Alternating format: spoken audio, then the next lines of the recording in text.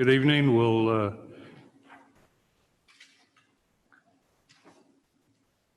call the meeting to order. City Secretary, I'll let you take this over. This is a joint meeting of the Louisville City Council, Crime Control and Prevention District Board, and Fire Control Prevention and Emergency Medical Services District Board. And we have a quorum here. Okay. So Mayor and Council, it feels odd to be talking about our budget in the middle of the afternoon on a Monday. We're supposed to be here on a Saturday, and we're about 10 days late, but here we are. We'll start, Deanna, if you want to go to the first slide. So we'll talk about, this is a quote from our financial advisor, Hilltop, and what it points to is the uncertainty that we have in the market today. I mean, we just really don't know what's in our future as far as revenues.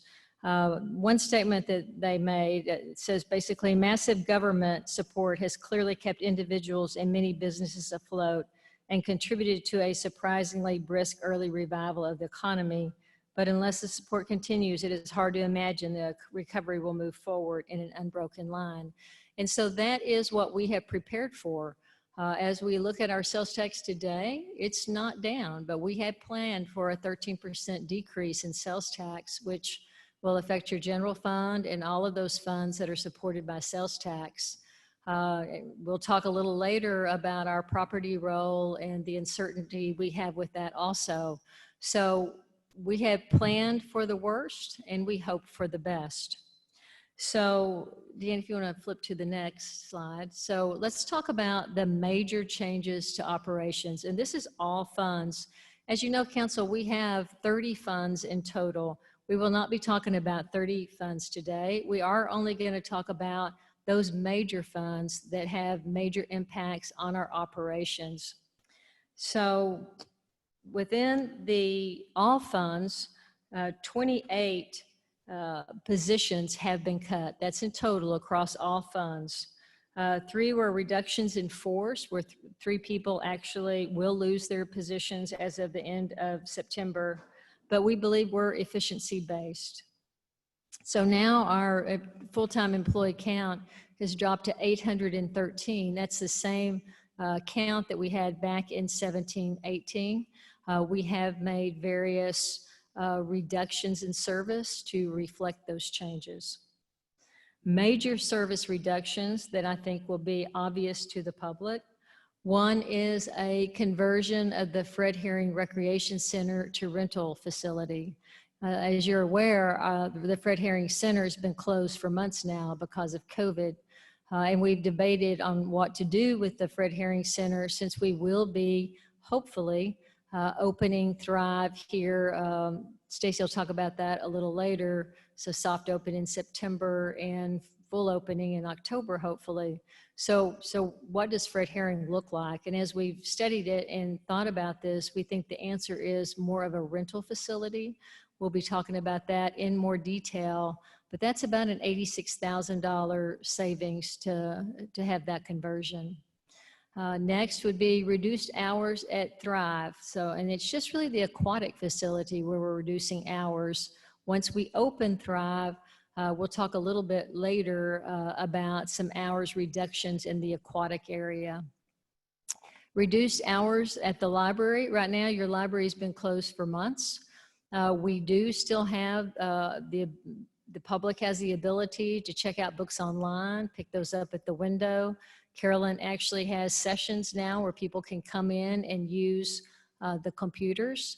And we're discussing and looking at alternatives about next steps for your library operations. However, we'll talk a little later about the reduction in library hours that basically saves about $181,000 in total to 2 different funds. The closure of the Old Town Aquatics Center.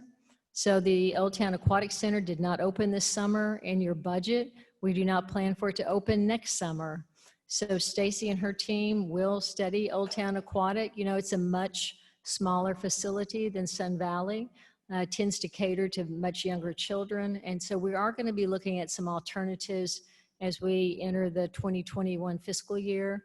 One thought Stacy has had is some type of splash pad type or splash park type facility. So we'll be looking at all of those alternatives.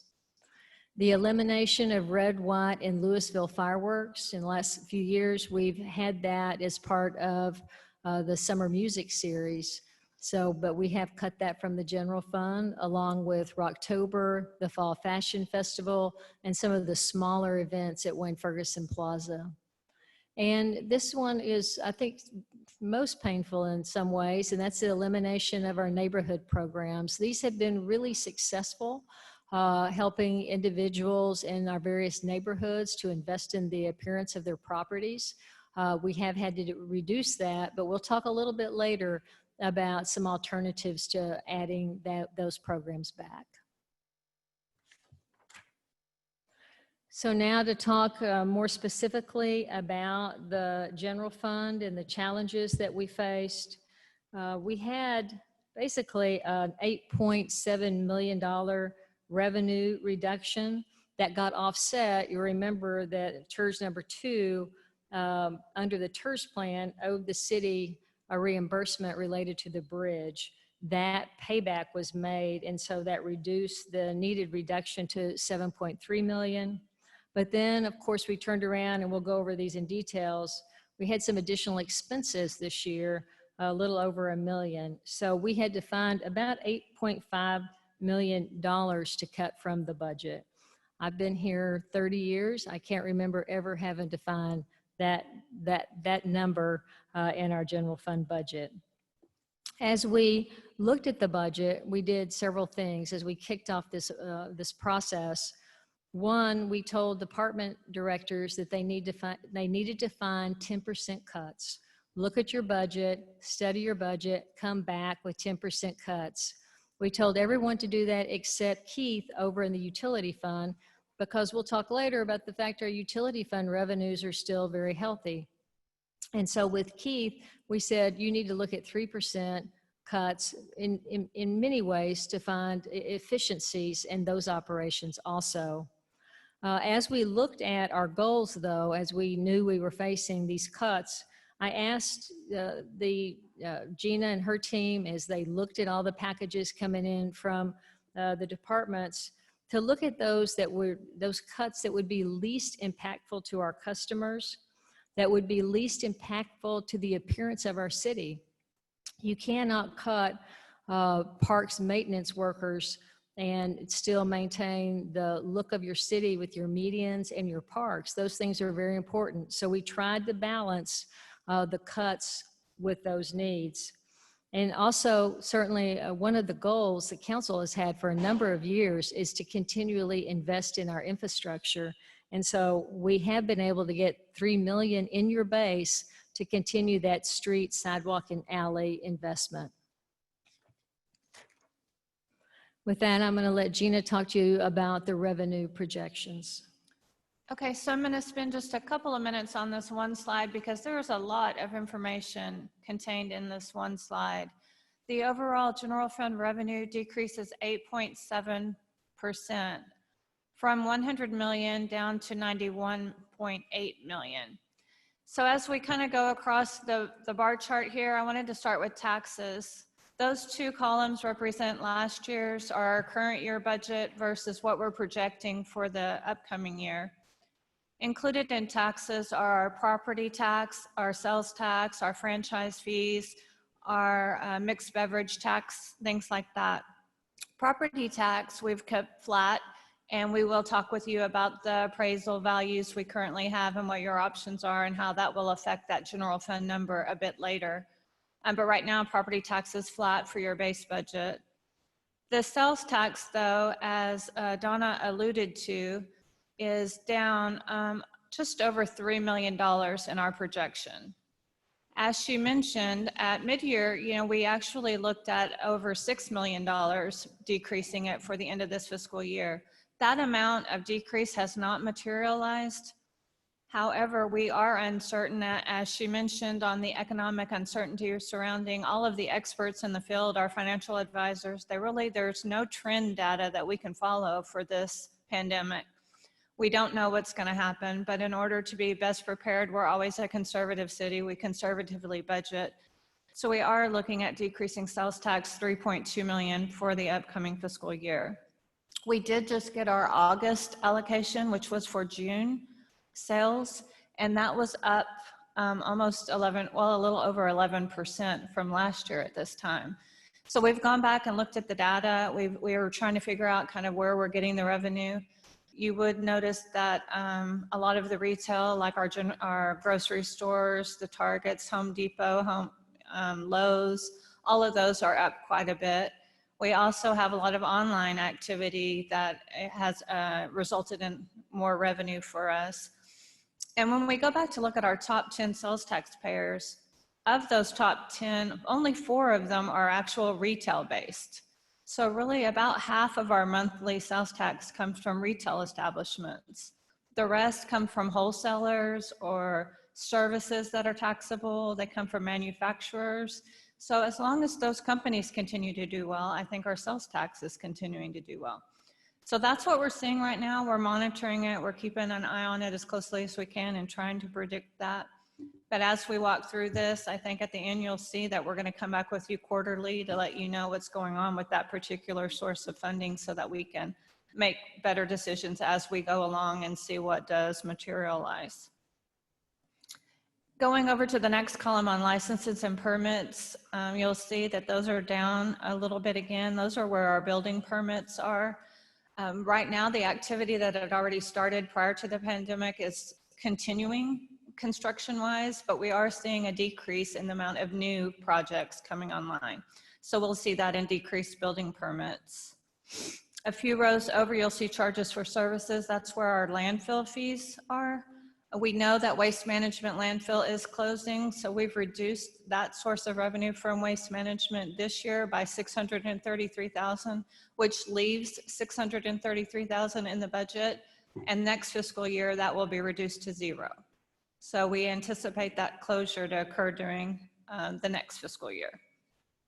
Farmers Branch, we had hoped that you might just see a shuffle from waste management to Farmers Branch landfill. However, they are not able to accept as much waste as waste management had, and so we're only seeing an increase of about $132,000 in that line item. So we don't see a direct just movement from one landfill to the next, but instead we're seeing a $500,000 decrease overall in landfill host fees. The next big one there is culture and recreation. You'll see quite a dramatic decrease there. Most of that is related to Thrive, an unfortunate timing of when we want to open Thrive and go out and try and get memberships right now. So last year's budget contained $700,000 in revenue anticipated for Thrive memberships this fiscal year, as well as activities there. We aren't assuming that to occur this fiscal year, and we aren't assuming it to occur next fiscal year. We're hoping at some point during the fiscal year, we'll start seeing some of that, but we really can't count on that for right now. So you'll see a big decrease there. The last one I really wanted to talk about here was the very far right column. You see a decrease there in transfers in, and that goes back to Donna's comment about the payback from the TERS fund of 1.4 million. So that's where you see that decrease. And that's really what makes up your overall general fund decrease. So Mayor, Council, if you don't have any questions, we'll go on and talk about additions to the budget. I mentioned earlier that was a little over $1 million, things we had to absorb, things that couldn't be avoided. So interestingly enough, the first thing on your list is an increase in payment to the Denton Central Appraisal District, which is interesting since we're having so many problems and issues with our role. EMS supplies, that's drug supplies on your ambulances increased. Child Advocacy Center, this is a contract the police department has to help children that have been abused. That's going to increase $10,050. Legistar, those are some technical improvements that we needed really more than anything because we went to Zoom, and number two, because one of our reductions was our deputy city secretary. So we needed some software changes to help us with that transition. The city attorney's office certainly needs a Westlaw subscription that went up in cost. Then you have your technology plan, and you know we always fund our technology plan out of basically your fund balance, but some of those items have maintenance increases, as you see there with the end-of-life switch replacement. So you're doing that project, but you're going to have some ongoing maintenance costs with that. Also, of course, Motorola, as usual, is going up in their maintenance cost.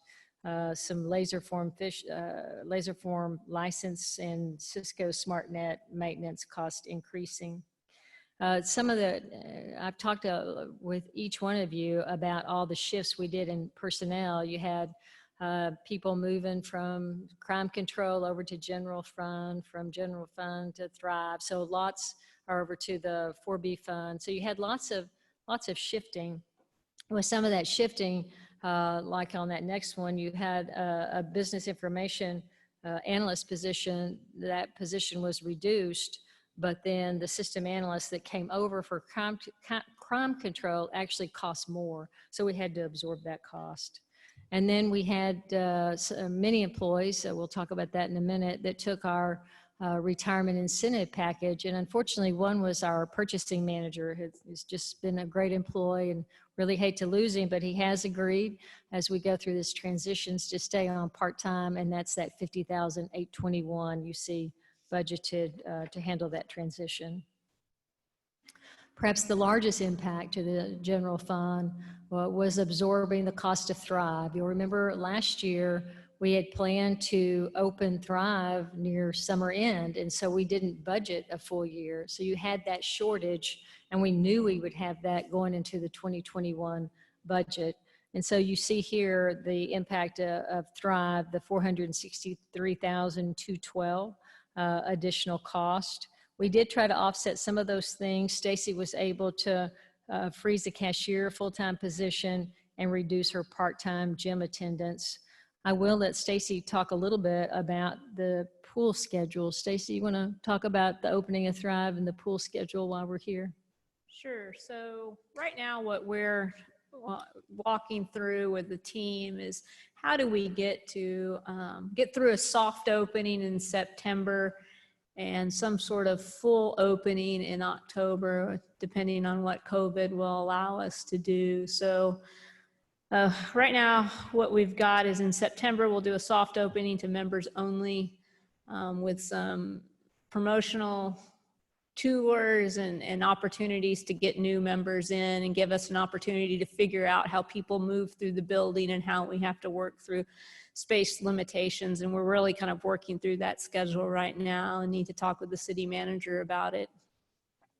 Then when we get to October and we have what a full opening would look like, we've talked about reducing the number of pool hours where we're opening, giving us about 19 hours of the 104 hours that will be open per week less at the aquatic facility. And that'll give us a couple of things. It'll give us time to prep for people coming in the morning. So rather than opening at 5 o'clock on the weekdays, we'll open at 5:30 at the pool, and we'll have a session that goes all the way through the lunch hour to get aquatic aerobics and lap swim and the like. And then we'll have a time when the pool goes out of operation, allow us to move into some deep cleaning and prep the pool for an afternoon session starting at 3:30 that would allow us to do some after school programming and just general open play there and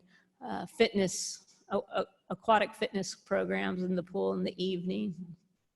And then the same thing happening Friday, Saturday, and Sunday, where we just open in half an hour later and close in a half an hour early before generally the facility closes.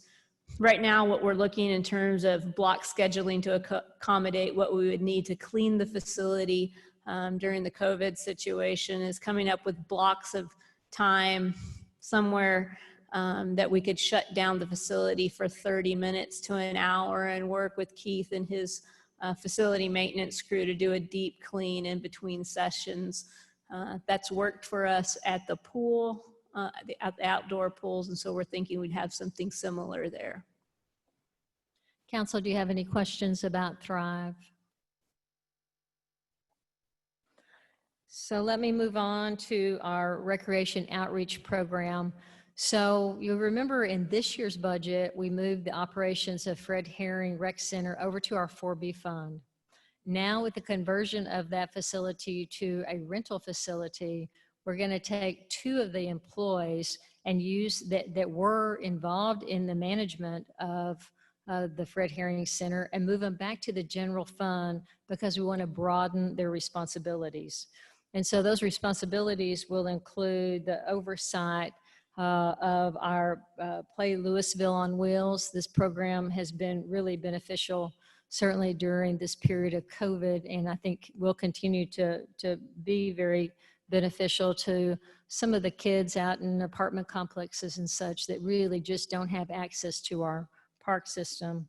And then in marketing and social media administration, we really do need the Parks Department to be focused on marketing more so than ever because of Thrive. We'll talk a little bit later about a lost position that James has that dealt with publications. So we're going to have less central support. More of that will be with the departments. And so you see us converting these 2 positions and moving them back to the general fund. On Arts Center programming specialist, this is a person that supports the programming over in the MCL Grand. This person, this position is currently budgeted in the Community Activities Fund. That fund has also had losses like the loss of the MCL naming rights agreement. They have now made their last payment to us. And so we had to figure out a way to be able to keep this critical position that handles, like your Texas Tunes and your comedy series and all of the Black Box, all of the events that have been so popular. So we moved that position back to the general fund. You see a list of areas within the general fund that we cut to absorb this position. On code enforcement, we had 3 code enforcement officers that were budgeted in the crime control fund. Again, that's a sales tax fund. And so it's had to take its cuts. And so 2 of those code enforcement officers have been transferred from the crime control back to the general fund. Again, the general fund then had to absorb the $161,000 in cost. You see a list of items that were reduced so that we could absorb that additional expense. So now we'll talk about specific reductions. As you know, the general fund is close to 75, 80% is all personnel costs. So when you really look at trying to cut, you're either going to cut personnel or you're going to really cut your infrastructure or your capital investment. Here you see that we were able to cut $8.4 million, 1 personnel related, 2.1 million, 446,000 from our retirement incentive option, other personnel savings full-time 1.5, and then about 154,000 through part-time services. We moved Thrive Aquatics from the general fund to the 4B fund. So now your entire aquatic operations, Thrive Aquatics and Sun Valley Pool, will be funded in your 4B fund. Over time, we'd like to eventually move that back to general fund because as long as that's sitting over in 4B, that's going to reduce your ability to do some of the capital projects long-term that we would like to see done. So eventually we'd like to get that back to the general fund, but certainly not this year. We have a list of incremental line item reductions, 1.9. I'll go through some of the high points of that with you. Reductions to infrastructure, 3.2 million. Every year we've worked hard to try to increase that number. We were a little over 5 million previously, in this current fiscal year. So now you see that cut back to 3 million. And then I mentioned earlier the elimination of the neighborhood program, 415,000, and then really a cleanup. This should have happened. The mowing of the utility system really should be over in the utility fund.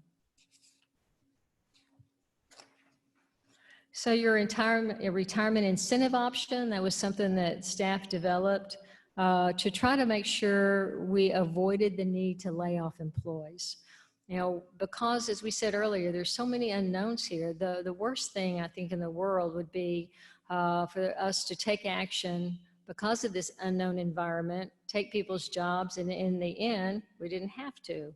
So in this way, we developed a retirement incentive option that would encourage people that were already close to retirement, probably within 2 or 3 years of retirement, to go in and take that option. We offered that to 77 employees, and we had, I believe, 23 that took it, 13 in the general fund. And so you remember how that worked. We took employees that were eligible to retire with Louisville. You had to have 10 years of service with Louisville, and you could not be public safety. We didn't offer it to public safety because, quite frankly, we can't fill those vacancies. We couldn't afford losses over in public safety. But we offered them a waiver of premium for 2 years of health coverage. And remember, we're self-insured, so that's not a hard cost to the city. That's really a loss of income to your self-insured insurance fund. So in total, we had 3 positions that were eliminated, 8 positions. We gained salary savings due to lower entry-level salaries, and 2 full-time positions converted to part-time. On other full-time positions, you have a list here that equates to that 1.5 million I mentioned earlier. You see primarily the list is vacant positions. So when COVID hit, we immediately froze positions. Some of those positions now we have actually released, and we have opened those positions. We're recruiting for them now. Those are some of the positions I mentioned earlier. We have to maintain our parks. We have to maintain our medians. We need to maintain our streets. Those positions we've moved forward with, along with public safety. But positions where we think there may be a decrease in workload, building inspection, construction inspector, we've cut those positions. Eventually, when the economy returns, very likely we'll have to add most of these back, maybe not all of them, but some of them will have to be added back. We took advantage of some resignations also. Unfortunately, one I'll just point out is the public information coordinator in the police department. That's been a really beneficial position for the city. But when that person left, it's one that we can cut, and so it's been cut out of this year's budget, but likely would be one that we would need to return eventually. Other personnel savings, these are just a variety of part-time savings. For example, we had eliminated temporary worker in court. Every year, Keith has temporary labor that he uses. We cut that. So in general, in anything that could be cut that wasn't 100% necessary in the part-time area, we took. The reallocation, I mentioned this earlier, of Thrive Aquatics from the general fund to the 4B fund, that is a $793,395 cut to the, or hit to the 4B fund. Now, you remember that the 4B fund's pretty healthy. So we had a pretty strong revenue to expenditures there. The total, Gina, was 1.7 million. And so we could actually absorb this cut without further reductions there. But again, as I said earlier, that's an impact to what you can accomplish in the future with your capital projects. Here's your reduction in library hours. We're reducing hours from 60 per week to 50. Primarily, that's because we're closing on Sunday and then closing an hour earlier Monday through Wednesday and a couple of hours earlier on Thursday and Friday. So projected savings are considerable. Again, we're hoping to be able to eventually just open your library, so I don't even know when that will occur. But this was a significant savings. When you get to the miscellaneous line item, Council, I don't plan to walk through this list with you today. I will point out a couple of issues. We've taken everything. If it's not mandatory training and travel, it's been reduced. It's gone. City marketing has been significantly reduced. There were some issues that we were able to still fund, like the rollout of the new Old Town brand. That is still in the budget because we think it's very important to roll out that brand. But in general, city marketing significantly reduced. We suspended the stormwater drain inspection program.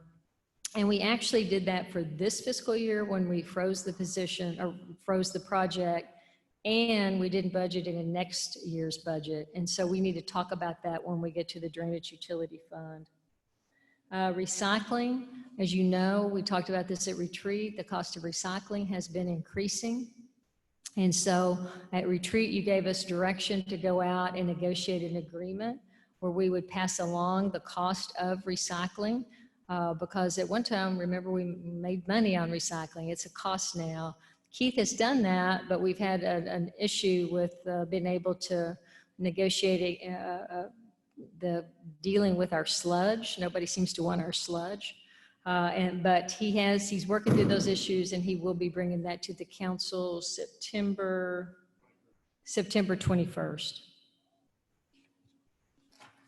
Council, do you have any questions on anything else you see on that item, that list? Donna, I had a question, but sorry, I should have maybe interrupted you earlier with this. And it might be a question for Chief Deaver. So the elimination, sorry, this is back up the list. So the elimination of the public info coordinator for PD, what are we going to do to accommodate that vacancy? Yeah, so what we've done, Jamie, who works for James, she really is an event person, but now we've reduced our event workload. So she is getting some cross training and will be giving some support to the police department in that area. James, do you want to add anything to that?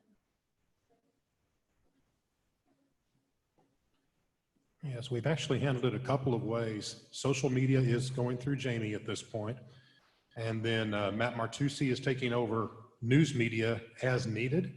But we also have done previous training with some of the sergeants and captains so that they can handle news media requests as well. And we're probably going to refresh that training sometime in the next few months. Do you have any other questions about that, Councilman Ferguson? No, thank you. That answers my question completely. Sounds good.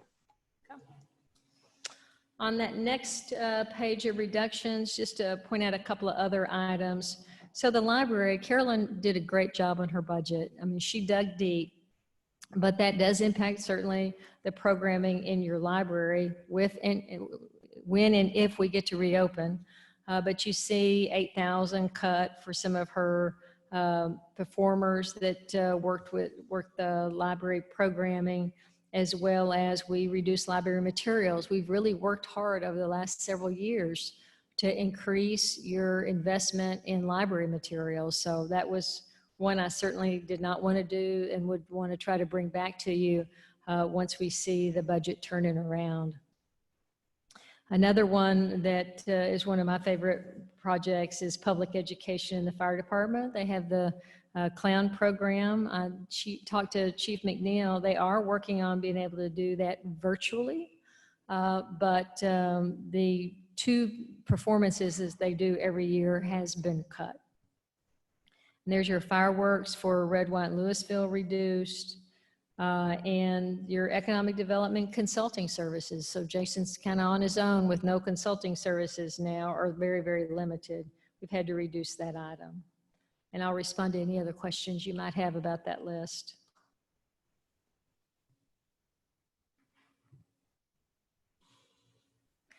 So next we have reductions in our contributions to infrastructure. I talked about this a little bit already. So we have included $3 million in your street, sidewalk, screening wall, alley projects. We've included 539,721 in your facilities infrastructure. That's down from 1.159 million. And then we've been able to convert a few more of the holdover vehicles that we started trying to fix last year. You remember that that occurred over time, where we would actually replace a vehicle but not get rid of that vehicle we replaced because the department had like some temporary need for it. But in hard times, it became used when we really needed on that vehicle on a regular basis. And so that number grew and grew, and is starting to impact our cost of maintenance. And so we're trying to get those vehicles out of our fleet. And then finally, here's your elimination of your neighborhood programming at 415,000. As I mentioned earlier, that's your PEP program at 120,000. That's the Love of Louisville, that one-day event every year at 10,000. That's your Love Your Block. All of those programs cut. We do have two on the list that are new. We've been working through, I think Jason presented in workshop a couple of them to you. They actually came out of pitches from the city council with the Neighborhood Empowerment Zone #2, and then the Neighborhood Bold Initiative. Those have actually never been implemented because we're still working on some policy issues related to them. So Claire and I have talked, we're going to go forward and get those policies done and in place, even though we may not have the funding to start it until we start seeing the economy turn around. But we can talk about that a little bit more just a little bit later. So any questions there, council? So what's remaining in your budget? As I've already said, here you have your street CIP, 3 million. When I talked to Keith, it's like, we're going to reduce your budget significantly. How are you going to prioritize? And he told me that what he wanted to do was prioritize first safety. And you can see that list of projects that he thinks has to be done to maintain a level of safety in our community. And then those projects that are important to do to prevent additional damage from occurring. That's fixing seal cracks, repairs to main thoroughfares, etc. So that's how he's prioritized the funding that he is left with. Onto your facility projects.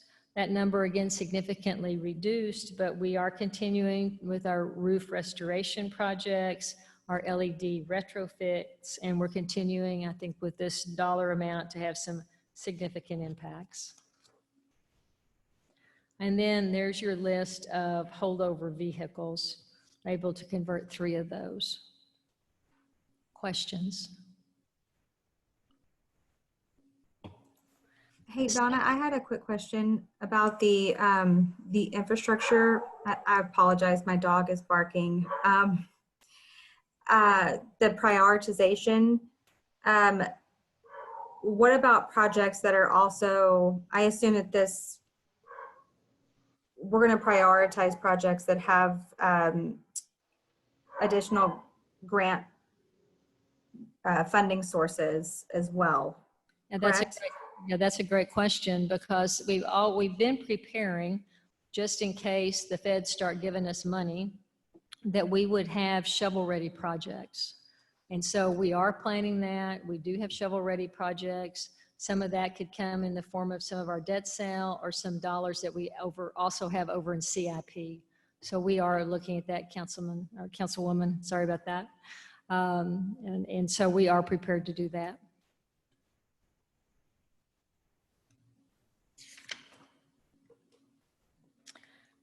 So the list on slide 29, these are the building projects that we are currently have in process, or we've talked to you about it in the past, but in some cases not able to move forward. So first you have Fred Herring Recreation Center. The design and construction funding is available at 2.2 million. We will be moving forward with this project. You remember this is really critical. so that we can create more space in the annex, we need to move the parks admin staff over to Fred Herring. So that really starts the chain. So Fred Herring is the top priority to go in and get those changes made so that, number one, you can get the staff moved over, and number two, you can get that conversion to a rental facility. So that should be kicking off in September. You should be seeing a contract come to you related to Fred Herring. The annex design, we have $260,000 that is in this budget. It's in your fund balance. We'll talk about that a little bit later. The training tower is funded. It's over in your fire control sales tax fund. This is one we're not going to spend a lot of time on today. It did get a cutback too because it's sales tax. However, our revenue to expenditure differential has always been healthy there. So that fund is able to absorb that cut without reducing really anything. So your training tower, we hope that we have two solid partners with Flower Mound and Highland Village, and we'll be able to move forward with that needed training tower. The rodeo improvements, we are moving forward with that. Eric's working on that. He's hired a consultant. You actually have $752,541 that's out in the CIP. So we brought in someone that knows all about bull riding and rodeos and all those things to tell us exactly what we need to make this facility really usable and marketable.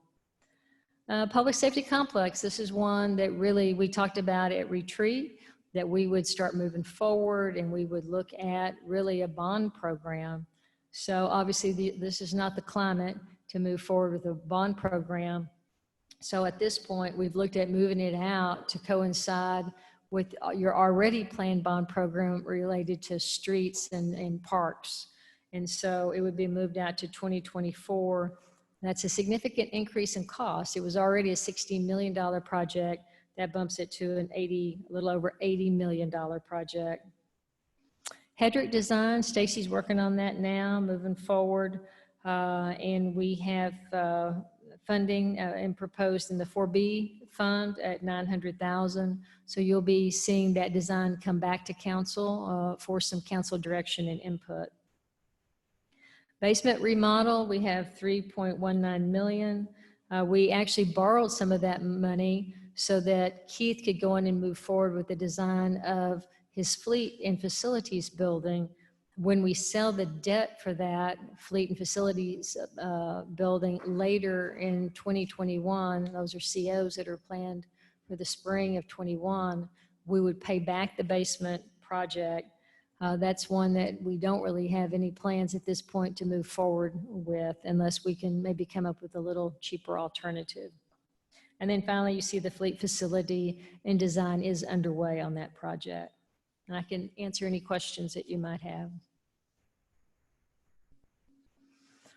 So the next slide deals with the budgeted fund balance expenditures. We're taking 4.8 million out of fund balance. As I mentioned earlier, that's projects within your technology plan. In addition to those projects, you have Art Center signage. I mentioned that the MCL has made, there's a little echo in here. I don't know what, am I talking too loud? Okay. So the MCL has actually made their last payments to the city. So we discussed this earlier that we would not go out and try to get new naming rights. We would actually let the world know that the city of Louisville owns the Arts Center, and we would put our own name on that facility. So you see the cost of $48,391 to make that signage change. Here's the reappropriation of the $260,000 for the annex renovation design. We will need to appropriate construction funding in 21-22. And then the biggie there is the economic development agreements. These are your 380 agreements at $3.576 million. Even with that 4.8 million taken from your reserves, we still have an ending fund balance of over 24 million. If you take a 20% reserve, and a 20% 20% reserve is higher than what most cities do. Most cities do a 15%. Because we're a conservative city, we do 20%. That is 18.37 million. So that leaves an excess reserve of a little over 5.9 million. So don't get too excited about that, because we do have a couple of projects that we're looking at shortages on, and we're going to have to figure out how we're going to be able to fund those projects. One certainly is the corporate Windhaven project, which has been ongoing for about, Eric, 10 years now? About 10 years. So because it's taken so long to do this project, certainly the costs have gone up considerably. So we do now have a shortage of 20 million. We've been working with our transportation consultant, John Polster.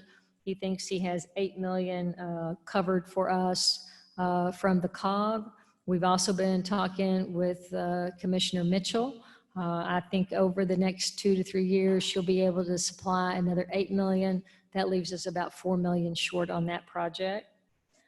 In addition, as you know, TxDOT is moving forward with bridge replacements on I-35 at Main, Business 121, and Corporate. So just like we did on the northern part of 35, we have aesthetics packages, but a number of years, because TxDOT delayed the project, because of that, now the aesthetics packages are more expensive. I told all of you that David was looking at some changes where we might have some savings, but as we looked at it this week, we really don't think it's enough to really make us carry forward with those changes. It's just not going to be that impactful. So that shortage is about 5.4 million.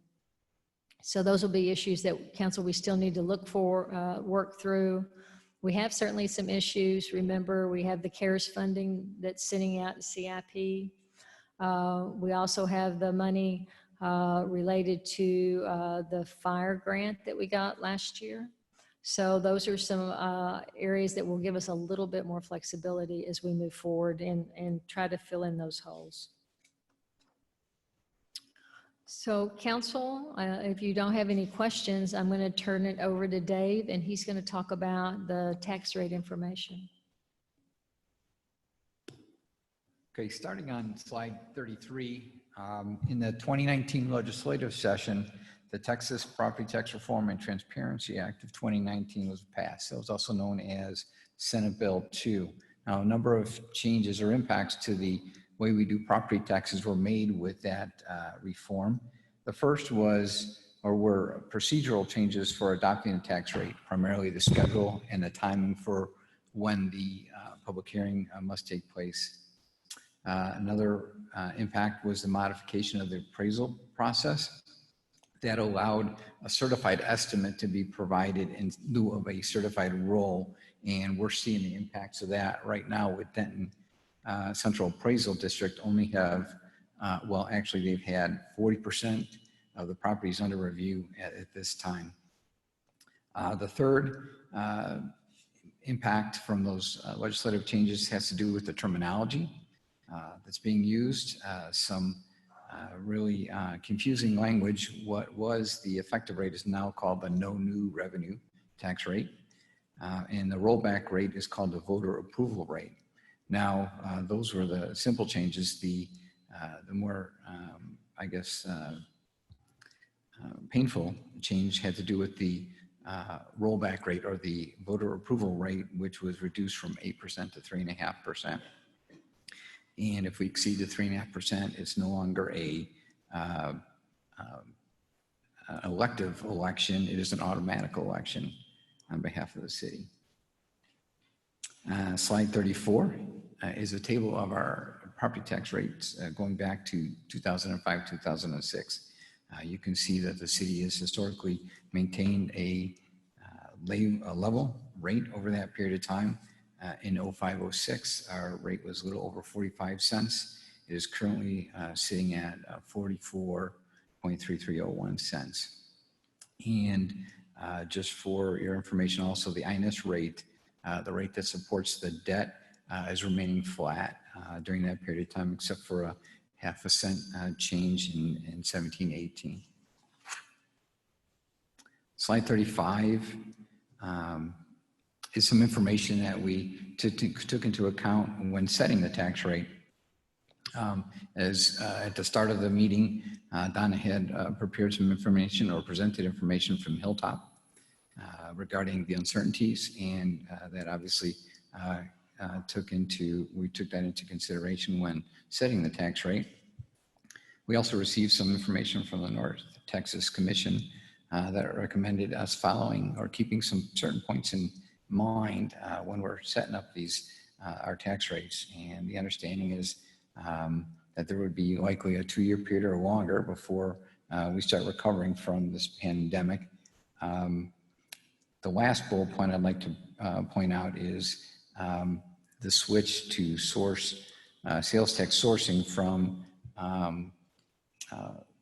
destination or to destination. That's going to impact our sales taxes to the tune of about $1 million starting in fiscal year 21-22. Again, some of the things that we kept in mind as we set the tax rate. Slide 36, I believe, is just some information on the appraisal districts. And you've heard in our one-on-one budget information meetings about the difficulties that we had with Denton CAD. There's 3 things that led to the release or to the difficulties, and they're releasing the certified estimate in lieu of a certified roll. The first is the Denton CAD has experienced a big transition year, large scale turnover in staff, and not just frontline, but key leadership had changed over. A second reason is the number of protests that the Denton CAD has experienced this year over previous years. And at this point, there had been over 100,000 protests, protests to their values. So that's adding to some difficulties in Denton CAD providing their certified rolls to us. And then lastly, the appraisal district is going through a software conversion, and by their own admission, it is an unsuccessful software conversion. So those 3 things combined has led to what we feel is a very uncertain appraisal, and it doesn't give us a lot of comfort as we set the rates moving forward. Comparatively, Dallas CAD has been just the opposite. They've been pretty steady in the information that they've provided. The amount of property value that's still under protest is considerably less, about 11%. The Dallas CAD used a more conservative appraisal value for the properties under protest. That's, although it's a very small portion of our appraised value, they've been something that we've been able to be very comfortable with. Slide 38 shows the property values, and this is a table that shows a comparison between the certified values in 2019 versus 2020. And I'll just highlight a few areas here. The approved values row in 2019 for Denton had 11.2 billion in property values, where in this year it's a little over 7 billion. Again, this speaks to the 40% of values that are still under review. Last year it was about 2%. This year over 4.6 billion still remained under review with the Denton CAD. The net taxable value actually grew in this crazy time, 2.6% from 11.2 billion to just under 11.5 billion. One of the things that came out of our conversations with Denton CAD after getting the certified estimates and just being very uncomfortable with the information that they've provided is we've asked them to provide weekly updates to track the changes in the values of the property and the amount that's still under review. And we'll provide more information as that comes in. Slide 39 shows as a chart showing the new improvements year after year, and you can see it's very volatile up and down depending on the types of development that comes in. For 2020, the total new improvements was a little over $432 million, and I'll let Gina speak to where that is coming from. As we were going through the appraisal district values, we wanted to verify as much as we could because it's such an unusual year in terms of our values that we're receiving. So that 432,000 million did look extremely high. So we met with Jason Moore, and he was kind enough to kind of go back through some of our major projects in the past year that may have been hitting the tax roll by January of 2020. And we were able to identify several developments that would make us feel a certain comfort level with this new improvement amount. 1/4 of it pretty much is related to the new Erickson development. So that was a huge increase for our taxable value.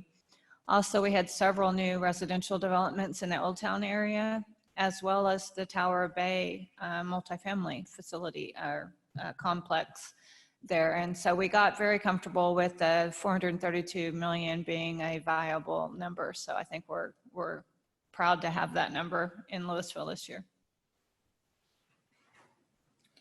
And that level of new improvements is actually what drove our current rate to fall below the effective rate or the no new revenue rate, because the actual new growth or the generic growth or the organic growth was less than the actual new improvements. So while our values did go up, we did see that the no new revenue rate is higher than our current rate. Slide 40 shows the average home taxable value in between 2018 and 19 and 1920 fiscal years. That average home value went up 3.81%, and it's up to $261,985. Slide 41 is the table of tax rate options that you're used to seeing each year. You're used to seeing a few more options because we're dealing with the time of this pandemic time. We've just provided a base number of options for the council to consider. The first consideration is the base O&M with the current debt rate. That would just cover the budget as it was presented to you a month ago, and that would actually drop the current rate down to 0.430188. The current rate at 0.443301 generates an additional $1.519 million, and Donna and Gina will go over how they would recommend that to be utilized if that's what's selected by the council. As I mentioned earlier, the no new revenue rate is a little bit higher than the current rate, and if we were to increase our rate, if council were to elect increasing the no new revenue rate or up to that, the rate would be 0.450644, and it would generate an additional $2.2 million. And then lastly, the voter approval rate or the rollback rate, if you council decided to go up to the 0.460864, it would generate another $3.5 million. Again, we're going to be tracking the roll changes week after week that come in from Denton, Central Appraisal District, and if additional general fund revenue comes in, the reason why we're waiting until September 21st to approve the final budget is we're going to see where that final amount comes in and make those presentations to you at that time. Mayor and council, before we leave this slide, it is staff's recommendation that you stay with your current rates. Certainly you could go to the effective rate, because remember, by definition, the effective tax rate is that rate that would generate the same dollars that you got in this year's budget for next year, taking out new growth. That's by the very nature that's the definition. So council, if you were to choose to increase your rate, and I know that's a difficult issue during tough economic times, it would generate $2.2 million. And certainly you could do anything in between any of those. So I'd like to stop here and talk, have you discuss and give us some direction on tax rate. A note that Dave has in the bottom, I want you to keep in mind too, under Senate Bill 2, they do allow you to roll forward unused increments. And so if you are under the effective rate, if you kept your current rate, which is under the effective rate, that actually can roll forward for 3 years. So that gives you a little bit more cushion above the 3.5% cap. So just keep that in mind also. That is the one benefit that they gave us with Senate Bill 2. I guess I'll start off, Donna. I think that I don't think we can really afford to really raise the rate right now, but I think with the option that we have with Senate Bill 2 to roll forward, that gives us some options because I like I said when we met before, we still don't know the full impact of this because we're still in it, and until we get past COVID-19, we get a vaccine or some kind of process for the medical folks to deal with it. We're still in it, so we don't know how long this is going to last. So I think that gives us the most flexibility, and it doesn't put any more pressure on our residents.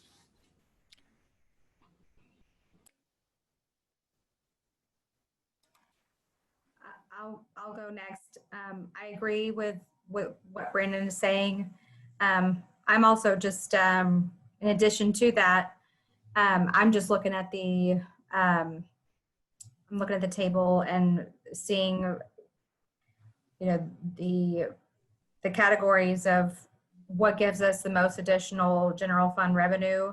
And with the amount of uncertainty we have with the property tax valuations right now anyway, I feel more comfortable going with the lower number, which happens to be the current rate, because that is the more conservative way to go. So I'm in support of the current rate as well.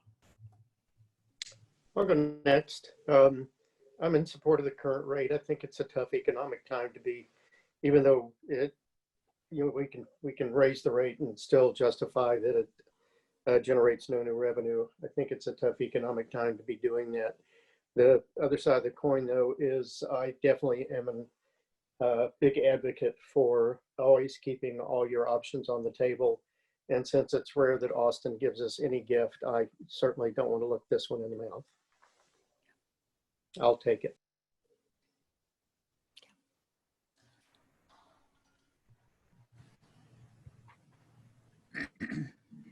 I guess I'll just put it, I was going to, I would be willing to go with the current plus 1%. But if the consensus is to stick with the current, I'm good with that too. I would like to see that extra 300,000 in there. So, but current rate is good, especially since it's under the effective rate or the no new revenue rate. I think that's my favorite story out of all of this, is that they went through so many gyrations down in Austin, and that we now have a no new revenue rate that is actually higher than our existing rate. So that's hilarious in my opinion. I will be supporting the current rate. Council, the other thing I would want to point out to you is your debt rate. You'll remember that we always try to keep your debt rate flat.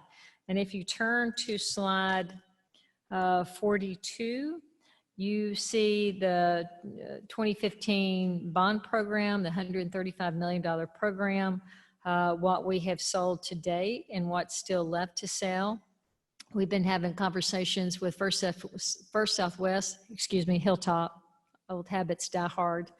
And so they are highly recommending that we move forward with a bond sale. They think that the interest that we would obtain, we probably won't see better for many years. So we would plan to move forward with the dollars that you see laid out for streets, parks, and aquatics, the 12.7 million. And then if you look at slide 43, you'll see what we plan to spend that on. That is in compliance with the plan that you've seen over the last several years. So with that said, if you're in agreement with your total rate, including that debt rate and those projects, what I would like to have is a motion first on the O&M rate and then on the debt rate. So I'll move to utilize an operations and management property tax rate of 0.32981 for for the preliminary general fund budget. Second. We have a motion and a second. City Secretary, call the roll.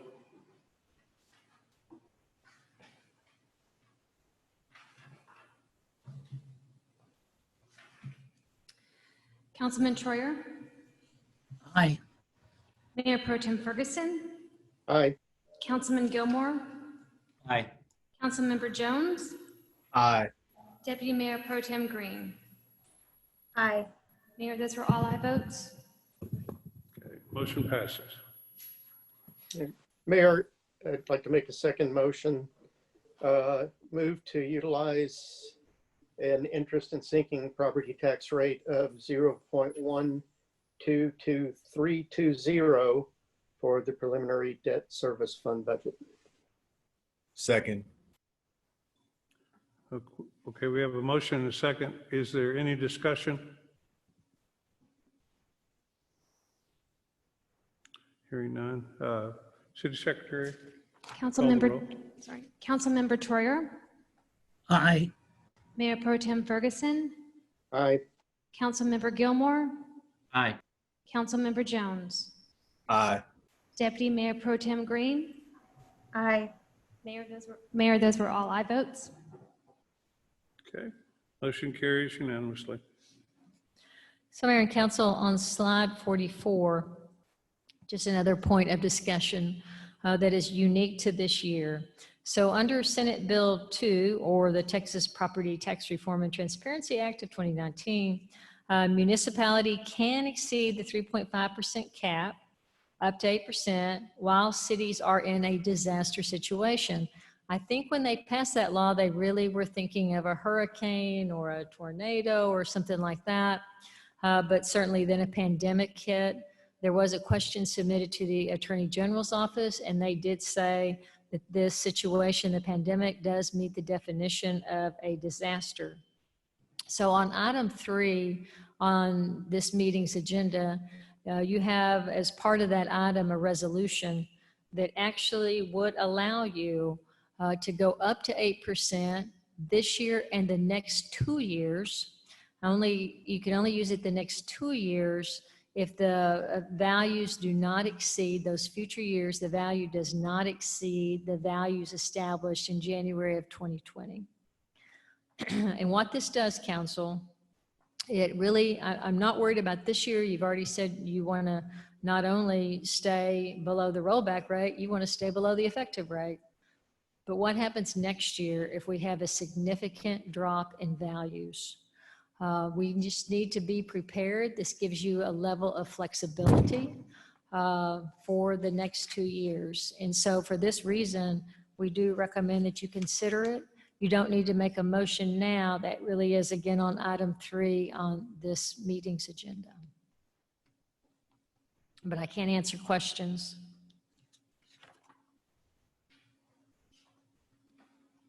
Okay. On page 46, we start discussion of the unfunded package. So now you've told me the tax rate, and we know that generates, allegedly, because we really have 40% of our roll under appeal, but allegedly we will generate $1,519,211,000. So normally you have a pretty lengthy list at this point to talk about unfunded, and council can look at different options. I've narrowed it down this year. Number one, because I'm so unsure of whether you're going to have this money. In fact, what I would tell you is once you give me direction on this, I'm going to tell you that we're probably not going to recommend that we move forward until even maybe mid-year, because we need to see what happens with our revenues. Even with the $3 million you have in the base for your street and sidewalk maintenance program, we may sit on that a while too, until we're for sure at least the first quarter. At the end of each quarter, Gina's going to start coming back and telling you exactly where we are as far as revenues, so council can make a decision about what we want to do as far as our spending. About the only really flexibility you have left in the, certainly in the general fund, is that 3 million capital. So that's why we're probably going to hold Keith back from being able to go out and immediately start spending that money. But what I would recommend, council, for your consideration would be consideration of these 4 options: the diversity outreach and training program at $37,900, traffic signal connectivity, a little over $1 million, your neighborhood programs, we've mentioned that several times today, and with the money that's left, you would put that into your infrastructure. If you look at slide 47, this outlines the diversity and inclusion program. Certainly, we've been meeting with the Mayor's Commission over the last several weeks, and we've gained a lot of information. And I think that there's a lot of areas we need to do better. And we really need some dollars so that staff, I think where we missed the mark in many ways is just our recruitment. Where we've had a more aggressive recruitment program, like in the police department, we've made many more inroads. So we need to be able to do that citywide. So there's money here for that. In addition, we need to do a better job with diversity training, sensitivity training, bringing speakers in to educate our workforce. I do think that we need to be in a transitional process, and we need to make sure that our employees know that it's our culture. Our culture is an inclusive culture, and we need to make sure that everyone's on board with that. So I'm asking for $37,900 to take the first steps necessary to start making those changes. And I'll answer any questions you might have here. If you don't have questions on that, council, I would move forward to the traffic signal connectivity project. So we've been working on this project a couple of years. The study is now complete, but we need to be able to finish the project. The dollars you gave us in this year's budget, we froze, we didn't spend. And then we need additional dollars to finish it. In addition, the position that would really be very involved in this implementation, we cut. So if council has an interest in moving forward with this, not only would we need to fund the project, but we'd also need to bring back the position, which is a senior network engineer. I think this is an important project, and it's one that I would like to see completed. If I say there's one area that I tend to get more complaints about, and I know you do too, it's traffic flow. So these changes will assure that our staff can enhance signal timing and monitoring of traffic flow, and they can do a lot of things more quickly, remotely.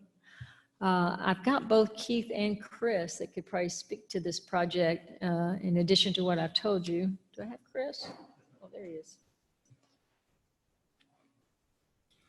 No questions on this one. I was just driving down the street and caught every traffic signal on the way out of the city. So as soon as we're able to do it, I think we should go for it. I definitely agree.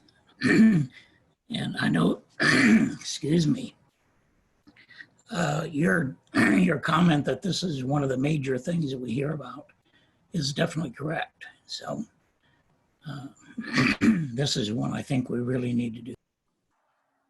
Chris, can we go ahead and hear from you? I'm sorry, Neil, could you say that again? I asked if we could go ahead and hear from Chris. He's at the post. Yes, absolutely. So the current network that we have in place, that was put in place in 2008. And in 2018, that's when we went to conduct this study. The equipment that's currently out there, the majority of it is no longer serviceable by the manufacturer. And roughly about 80% of that equipment that's out there is not going to be able to transmit video across. So what's been proposed here is really looking at wireless technology. It's all wireless, not fiber. However, your backbone from all these intersections is, I would say 20 times what it currently is. It's 500 meg backbone. So this will enable every intersection that we have, that we maintain, which is over 120 of them, for us to not only have the ability to control and change timing at those intersections, but it also allows us to truly bring back visuals for a video wall over in Keith's area, as well as for our traffic engineer. Therefore, they'll be able to monitor this real time, make those changes, and respond to citizens' complaints in real time. I'll be glad to answer any questions that you guys might have on this. So, I have a quick, oh, go ahead, Neil, sorry. no, go ahead, Kristen. My question was just, well, I assume this does not apply at any text dot intersections. This is only for city-owned intersections. Is that correct? That would be correct. I believe we have 122 intersections, if I'm not mistaken.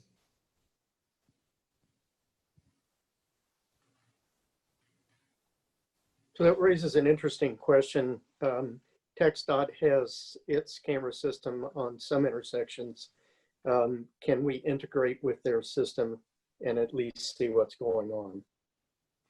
So we've actually worked on a project with TxDOT as far as some integration. The answer to your question is yes, we can integrate. However, it becomes complicated from a standpoint of a lot of their cameras, believe it or not, are still analog cameras.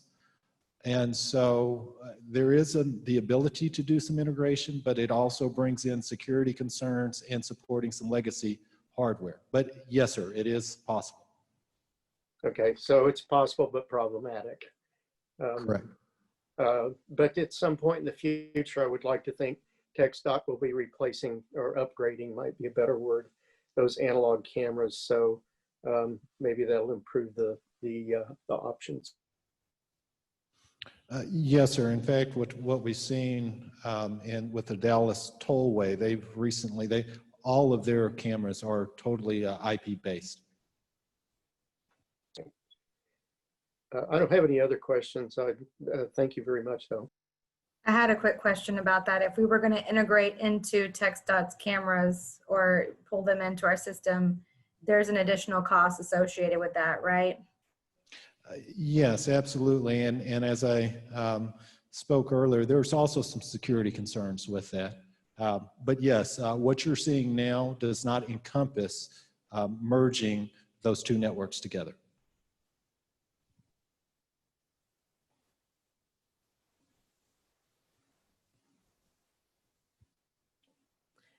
Mayor and Council, if you don't have any other questions on this project, I'll move on. On page, slide 50, you have the neighborhood program, and we've talked about this a number of times now. So I would recommend that you fund the $215,000 that would fund everything except the two new really ED initiatives with the Neighborhood Empowerment Zone Number 2 BOLD initiative. Both great programs, but I think since we've never offered them before, they could be delayed. And then finally, that leaves $169,630, and I would ask that you just recommend that we add that to the infrastructure. So there isn't one of these that I would want to not do. I wish we could do more, but I like what you've chosen as high priority, what I consider to be high priority. Let's find a way. I like the concept of we're not jumping into this tomorrow. Some of this we'll wait and see how the year pans out, find out what's going to happen with ad valorem values when we get a certified roll. You know, there's a lot in play, but I think to not give approval to amend the budget to include these would be a mistake. So I'm going to say I'm in favor of all of these and prepared to make a motion if that's when the time comes. So that would be what we would need, Mayor, would be a motion on that. Okay. Can I make a quick comment really quickly before we do that? I feel I'm a little nervous about scaling back our investment in our infrastructure. As we know, it's all aging, and I understand that we are where we are and that we have to scale back on the infrastructure. I would just like to say that I would be in full support of, as we go through, if things come in higher, I would really love to start adding back in the infrastructure projects beyond, once we get these other investments made. I would love to see us add some more infrastructure projects back in. So that would be very beneficial to have that in the motion. Ready for it? So let's see if I can put all of this in one motion. So move to amend the city manager's recommended general fund budget to include the diversity inclusion program at $37,900, traffic signal connectivity project at $1,096,681, neighborhood programming at $215,000, and then appropriate additional funding, any additional funding that we receive as a result of an increase in certified values to infrastructure investment. Does that cover it? Yes, sir. Okay, do I have a second? Second. Okay, is there any discussion? Okay, City Secretary, call the roll. Councilmember Troyer, Aye. Mayor Pro Tem Ferguson, Aye. Councilmember Gilmore, Aye. Councilmember Jones, Aye. Deputy Mayor Pro Tem Green. Aye. Mayor, those were all aye votes. Okay, motion carries. City Manager? So Mayor and Council, we would turn our attention now to the Hotel Motel Fund. Out of all the funds that we've dealt with, this one certainly has taken a major hit, as you can imagine, with our hotels. Early, when COVID first started, we were seeing occupancy in hotels around the 20% range. That they have moved, historically, we had around 75, 78% occupancy was fairly common in our hotels. Now we've seen an improvement to about 44 to 45%. So we've seen some stabilization, but certainly not where we were in the past. So we have projected a revenue reduction of 640,677 or 1.9 million. So we've reduced expenditures. This is one of the positions I mentioned earlier that is a reduction in force. This is the public information specialist that creates brochures and such in James's shop. The tourism coordinator, that is a retirement. That's Carlos, who's worked for us for many, many years. He is retiring, and we have cut that position. The events and promotion specialist, that's Shelley. And Shelley, I think it's going to end up in a war between Stacy and James, because what we did, we took Shelley and because events have been reduced, she's going to go over and help with Thrive. That's what she's doing right now. And I think Stacy's in love with her, and James wants her back. And so this may be a battle, but that's what happened to that position. So we created 3 vacancies in your hotel motel fund. On slide 54, you see the events that remain and the events that are reduced. I've mentioned those that were reduced earlier, but those remaining, Western Days, a little later we'll talk about having less money for your headliner over in your community activities fund. The Old Town Holiday Stroll, St. Patty's, Texas Style, this is Tex, that's supposed to be Texas Style. Color Palooza, KTA Jam Session, Fiesta Chara, Sound of Louisville Concert Series, Bessel Brew House in Texas, that's a sponsorship. And then hopefully some rodeo events, since Eric's working on the rodeo, getting that updated. So we're hoping to have those events, council. We don't know, though. It's going to be based on what's going on in the community related to the pandemic. On slide 55, because of the reduction, we did work with the arts groups, and they have reduced funding. You remember this year, this current fiscal year was the first year we had increased their funding in a long time, up to $173,452. This is a cut of $52,036. James did work with the groups, and a lot of them can't do their productions now also. So I think that they were able to make those cuts. I won't say fairly easily, but they were able to absorb those cuts. I can stop here if you have any questions, and James is certainly here and knows more of those details than I do. If you have any questions. Okay, additional incremental reductions, as you saw in the other funds, it's the printing, the city marketing, the travel and professional development. Banner installation was a new service we wanted to add, so key people didn't have to go around and put up banners every year, but we cut that also. On 57, you have a request, and that is that you allocate money from your hot fund balance. So right now, we would like to fund additional money to the facade grant program. That's been really effective in Old Town. I do think there is some particular areas where we will need some additional funding as we move forward with some of the apartments and the high-rise apartments that are going to be coming into play. Your current CIP has $27,177 still available, but we put the program on hold as of March of 2020. Hot and Old Town TIP funding's at $100,000. So if you were to allow an additional $250,000 to be taken from your fund balance, that would bring us over the $350,000 mark and would give Jason some money to work with to encourage businesses to improve their facades. Council, if you're supportive of doing that, I do need a motion to that effect.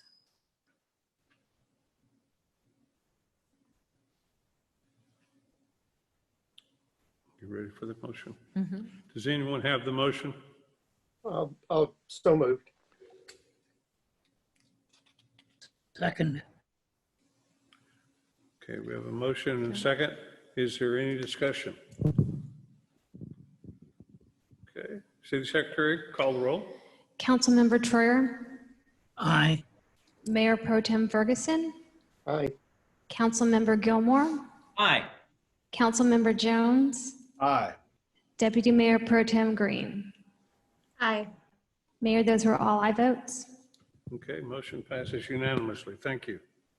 On slide 58, this is a listing of projects made by your Arts Advisory Board. This would also require a motion if you want to move forward with these projects. Remember, with your arts projects, the way those are funded, so we take the difference between the 15% allowable by under state law and the money you actually fund. That differential the next year goes over into a CIP. So you have a pretty healthy CIP. This is the recommendation from your Arts Advisory Council. I would ask James if we could take a minute. James can talk about these 4 projects. One you obviously know about, it's Slicker Shine. I think Slicker Shine has made it back to Arlington, so he's getting close. Yes, thank you, Donna. So there's 4 projects that are listed here. The first one is, of course, a committed payment.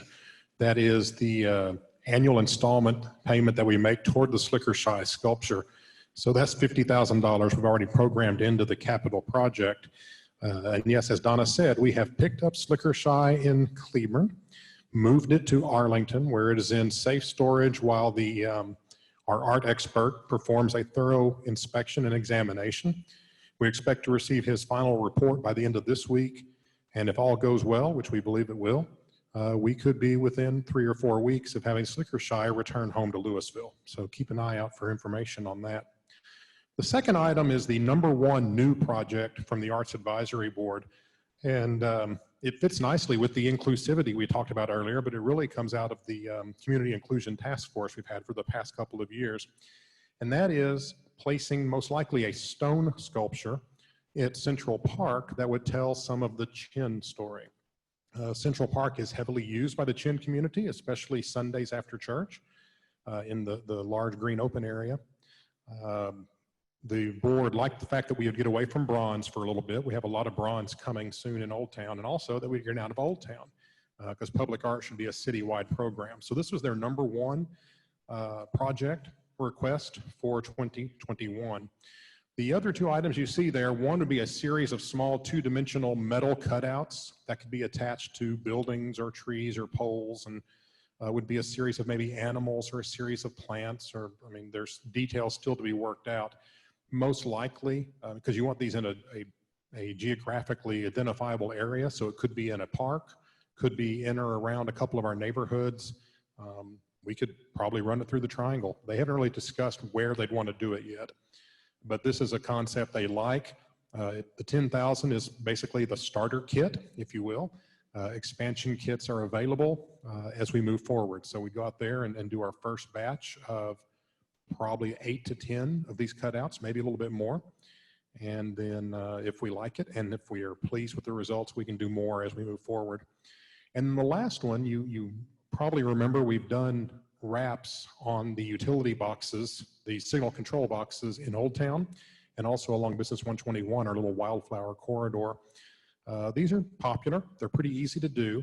The ones we've done so far have either been for historic photos in the Old Town area or for aesthetics and marketing. This concept would be to do something similar to what Austin does, and also Tyler. Tyler has them all over the city, where you actually bring in local artists and they design a wrap. The one in Tyler is a sponsored program, so the cost is deferred, at least in part, by business participation. We'd be looking at maybe something similar. This is listed 4th because what we would like to do is go ahead and create the program and have it ready to go. It'd be a shovel-ready program, except no shovels. And then if the budget allows, then they'd like to roll it out during this fiscal year. If the budget doesn't allow, if revenue doesn't support it, then we'd at least have a program in the box and ready to launch when the money's available. Council, any questions? Yes, I do. Question and comment, I guess. So looking at, first of all, the second item is where I'm going to focus right now for the art in Central Park celebrating Chin culture, which I think is an outstanding idea. We do have a different environment with Central Park than we do, for example, with Slickershy at City Hall. Slicker's highly visible. There's nothing to, it would be hard to vandalize at Slicker. Let me get to the point. And in the years that it was there, to my knowledge, it was never vandalized. When we moved to Central Park, it's a very different environment. It's quote unquote closed after dark, but that doesn't mean people don't get in there. So I have I guess a concern and a question in this $100,000 budget, and keeping in mind what happened with all of, I guess pretty much all of the artwork that was put out on the Chisholm Trail and then vandalized to no end. Out of that 100,000, did they stop and consider what protection mechanisms might be needed to prevent possible vandalization given that setting? Yes, sir. They didn't discuss specifics, but any art project they put forward always will include some sort of security measures and, of course, maintenance and cleaning measures. In some of the cases that we've done already, it's video cameras. In some cases, it is making them less accessible, putting them in a planting bed, for example, that's harder to get to. Until we know the scope of this project, we aren't sure how it's going to work. One reason we chose stone is stone often is easier to clean and maintain, and it can be interactive. People can climb on it. Frankly, our hope is that if we are able to do something that the Chin community embraces, and we're going to involve them in designing this, that they'll self-police that for us and make sure that people show some respect to it. So I can't say specifically what we're going to do with it, but yes, sir, security and preservation is part of the package. Okay, because again, the setting makes me, changes my level of concern for possibly being vandalized. And I would also repeat, all I have to do is point you to the Chisholm Trail art, and pretty much everything got destroyed that was put out there, which was tragic, but it was a failure to think ahead, I think. The other comment is that I'm far more excited about the artist's wraps than I am the cutouts. And so I don't know if this list represents priorities. It appears to, but I would much rather, in fact, frankly, I'd rather take the $10,000 out of the cutouts and put it on the wraps. So that's kind of my 2 cents on that one.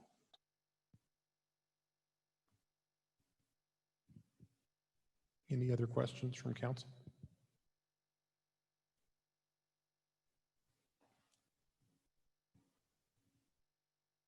Or does anyone else, do we want to make that change where we delay the cutouts and put that money towards wraps? James, is there a problem with that? There's not a problem. This is the order that they ranked them, but I will tell you 3 and 4 were fairly close, and I don't think they would object to switching them. Let me add my rationale is 2 things. One is it gives an opportunity for a number of artists, and we certainly have many in our community, to participate in a public art project. I like that.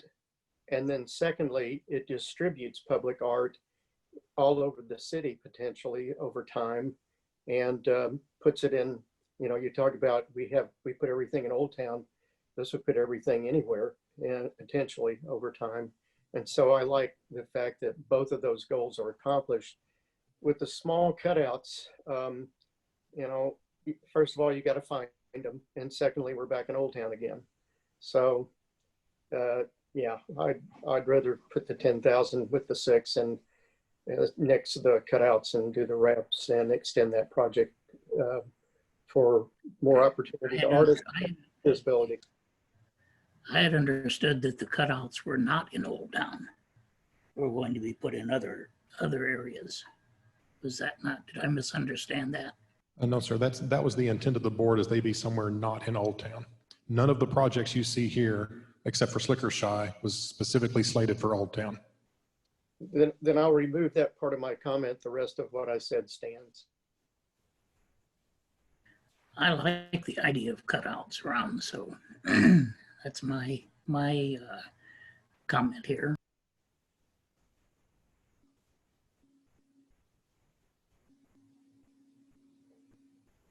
So council, on this one, we will need a motion. Right. Where are we at now? We need a motion related to the public art City funding. manager? Yes, sir.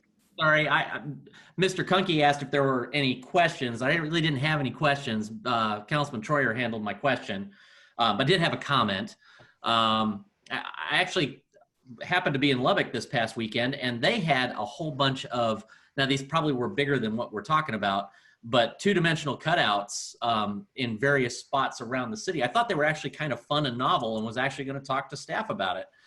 So I'm actually pretty interested in seeing them. I think that'd be kind of fun. And again, it'll hopefully get a broad group of artists and, kind of mix things up. So I'm okay with things staying in the format that they are currently. I also am really excited, much like the Triangle Park down near 121. I think it's important that we get art and parks down in that part of the city. So I think it's great that we're moving forward on that. And that's all I have. So I have to ask, you're satisfied keeping that in there, knowing that it may have nothing to do with the budget that Lubbock spent on their projects or the scale? Absolutely, especially with Councilman Troyer pointing out that it would be throughout the city. So I think variety is the spice of life. So I have to ask you, James, $10,000, how many series of small dimensional cutouts do you get for $10,000, and how small are these? And the size is really what determines how many of them we get with that. The estimate we had was this would give us 8 to 10. We could make them larger and do 3 to 6 perhaps. But at this point, we don't have any specifics.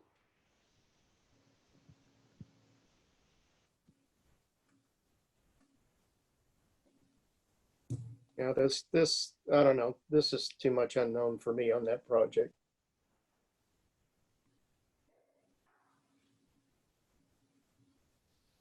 Council, if you're uncomfortable with it, what you could do is just approve the first 2, and we could bring back more detail for you later. At the amount we're talking about, let's just vote on this thing and move on. Okay, you ready for a motion? I Council, move we approve the public arts funding request as presented. Second. have a motion and a second. Is there any discussion? None? City Secretary, if you'd call the roll. Councilmember Troyer, Aye. Mayor Pro Tem Ferguson, Nay. Councilmember Gilmore, Aye. Councilmember Jones, Aye. Deputy Mayor Pro Tem Green. Aye. Mayor, those were 4 aye votes and 1 nay vote. Okay, thank you. Do we have anything else No, on sir. this one? No, sir. Okay, move to the next thing. Okay. The next item is on slide 59. It's your Community Activities Fund. I mentioned that earlier. So, this fund gets revenues from like your naming rights from the MCL, from sponsorship packages and such. And so it certainly had a hit also. We talked about moving the position out of it over to the general fund. We've also removed the Christmas show. I don't know if you guys went to that last year. It was pretty good. There's the program position I mentioned, and here's your headliner. So this is a reduction in the money you can spend on the headliner, but it still leaves a total of $220,000 that you can spend on headliners. And then most importantly, we have still included your Texas Tune, your Black Box events, and your comedy series. And I don't need any emotions on that.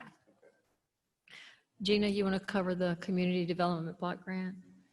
Yes, one of the things that we did in the Community Development Block Grant, we had an opportunity here because our current grants coordinator, Jamie Kirby, elected to take the retirement option being offered. While we hate to lose him on a full-time basis, he will be working part-time and as needed where he can work directly charged to the CDBG project. So we will still be able to work with Jamie on CDBG, but it allowed the city to kind of step back and restructure how we are our oversight of the Community Development Block Grant.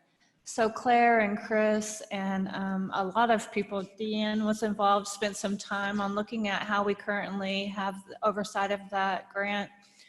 What we were able to do was eliminate the grants coordinator position, and in its place, we've been able to allocate 65% of our neighborhood services coordinator position to that oversight, as well as move our sustainability manager over the neighborhood services as well as sustainability area, so that they could both help out in a part-time capacity, and together they will be enough to oversight along with our grant specialist position that remains in that fund.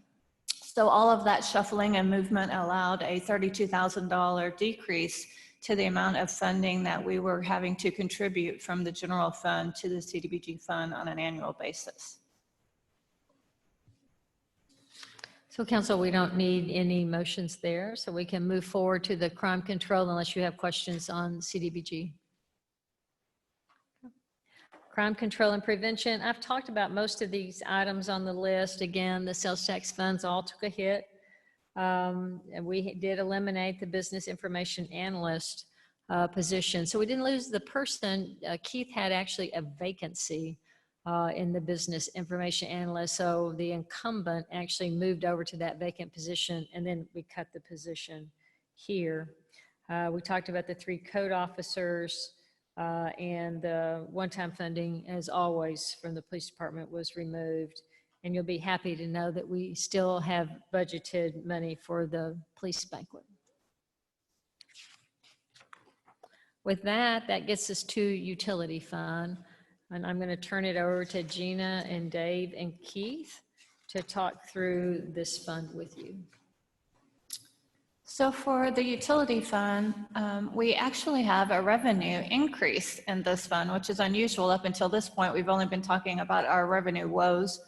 But in the utility fund, based on a normalized year, based on our current rates, we would see an increase in water sales of $410,000 and an increase in sewer service of $442,000. Also in wholesale water sales to Castle Hills, we're projecting an increase of $374,000.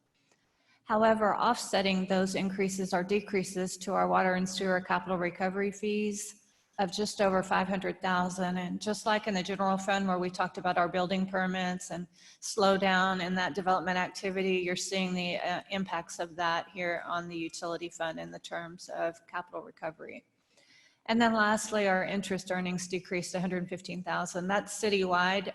We're mentioning them here because they're a larger impact to the utility fund. So overall there, you see the revenue increased $701,000 for projections for next fiscal year. Even though we weren't in as dire a situation with revenue as we were on the general and some of the sales tax funds, we did ask for our departments that are located in the utility fund to give us a 3% reduction package as we were going through our budget preparation. And this was not only to do reductions, but also to really look at efficiency improvements and what can be gained in this fund as a result of that exercise, if you will.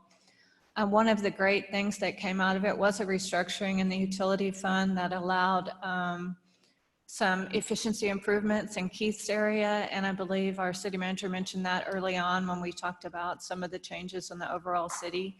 But that reorganization allows a savings of $119,000 annually. So that's not just this coming year, but every year in the future.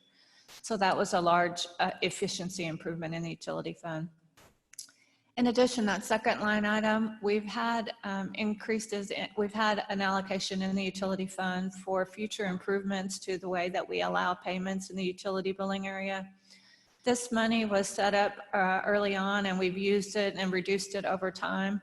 At this point, we've decided to reduce it all the way, and when and if we come to that point where we're interested in another payment option, we'll bring that back to you in the future in terms of a addition to your budget in future budget years. So that saved $102,000 in the utility fund. And the only other one I was going to mention on this list is the very last one. The utility fund expenditures related to stormwater. Over the years, we had created our stormwater program prior to having a drainage fee. This is where we set it up. We have 2 stormwater inspectors and a stormwater specialist in that activity, always been here. While we were going through cleaning up things and looking how we can reallocate things, we realized that really the drainage fund is where that activity should be funded. So we did, for the first time, we're moving that over to the drainage fund for 2021. And the next slide has a series of utility system replacements and improvements. Most of those, I think, as we reviewed these budgets with you one-on-one, we didn't talk about in depth. I didn't know if you had any questions on any of the equipment that Keith may be better able to answer for you in terms of the odor media replacements or the East Side Pump Station improvements. Did any of you have any questions on that equipment? No questions. Just a quick comment. I mean, everything that they have on there, we know from anybody who's been on council for any short amount of time knows everything that Keith has is expensive, so, and necessary. So I don't question it. I agree. But okay, so then the next thing is we did move part of a accounts payable supervisor out of the general fund into the utility fund, one half of one. We moved the mowing costs. I believe our city manager also already talked about that early on. And then that last line, we do have an equipment replacement fund. We're in the process of building for the utility fund. We currently transfer $100,000 over to that fund annually. This increase of $250,000 will enable that contribution to be $350,000 annually, and we're trying to get up to $500,000. You may recall in prior budgets, when we were setting up that fund, we've put all of our settlement kind of money with Dallas Water Utilities from our Sabine River Authority lawsuit into that fund. So we have about 1.5 million. The next two slides show you what on the wastewater and then on the water system, we're planning to fund out of that fund. And so it's not new money or revenue that's going to support that, but it's existing money that's already in the fund that are supporting these two. And again, if you have any questions on any of the equipment, I'm sure Keith would love to talk with you about it. I do want to just make a quick statement about the replacement fund. Most of the items on this list are things that we would have normally gone through the budget process, try to fund in a given budget year and then replace. The ability to have that replacement fund allows us to run items to failure that we might have otherwise replaced earlier due to the sequence of budgeting. And this is really, it's a more efficient operation for a lot of these things are just mechanical items that have a limited life expectancy. So we had previously tried to budget them and replace them before they failed. Now some of them we can allow it to run to failure because we have, backup or redundant systems and then get that extra life out of that system that we would not have gotten under the previous method of replacement. Okay, thank you, Keith. I think we'll take a quick 10-minute break at this point. Is that right? Okay. Okay. We'll reconvene officially now. City Manager, Gina? We'll return to our utility discussion. Okay, so we will start back on page 68 of your PowerPoint. And I'm going to ask Keith to talk with you a little bit about our increase to the Dallas water that we purchased from Dallas Water Utilities. Keith? Yeah, thanks, Gina. It's just big picture overview. We have the capability of treating it at our water treatment plant 20.5 MGD or million gallons per day. And we take 9 million gallons per day of treated water from the city of Dallas Water Utilities, for a total of 29.5 million gallons of water that we pump out into the system, or we're capable of pumping out into the system. Just for a snapshot, our latest peak, August 13th of this year, we between those two sources, we used 26.4 million gallons. So our big demand obviously depends on the weather. The long, dry, hot summers is where we get our peak water demand. And so as a piece of information, on June 19th, we used 33.95 million gallons. You may recall that's the day I sent out a message that we had a break in that 42-inch water line. So I said our peak this year so far was 26.4. It's really 33.95, but 8 million of that was lost at that peak. So that's not a true peak.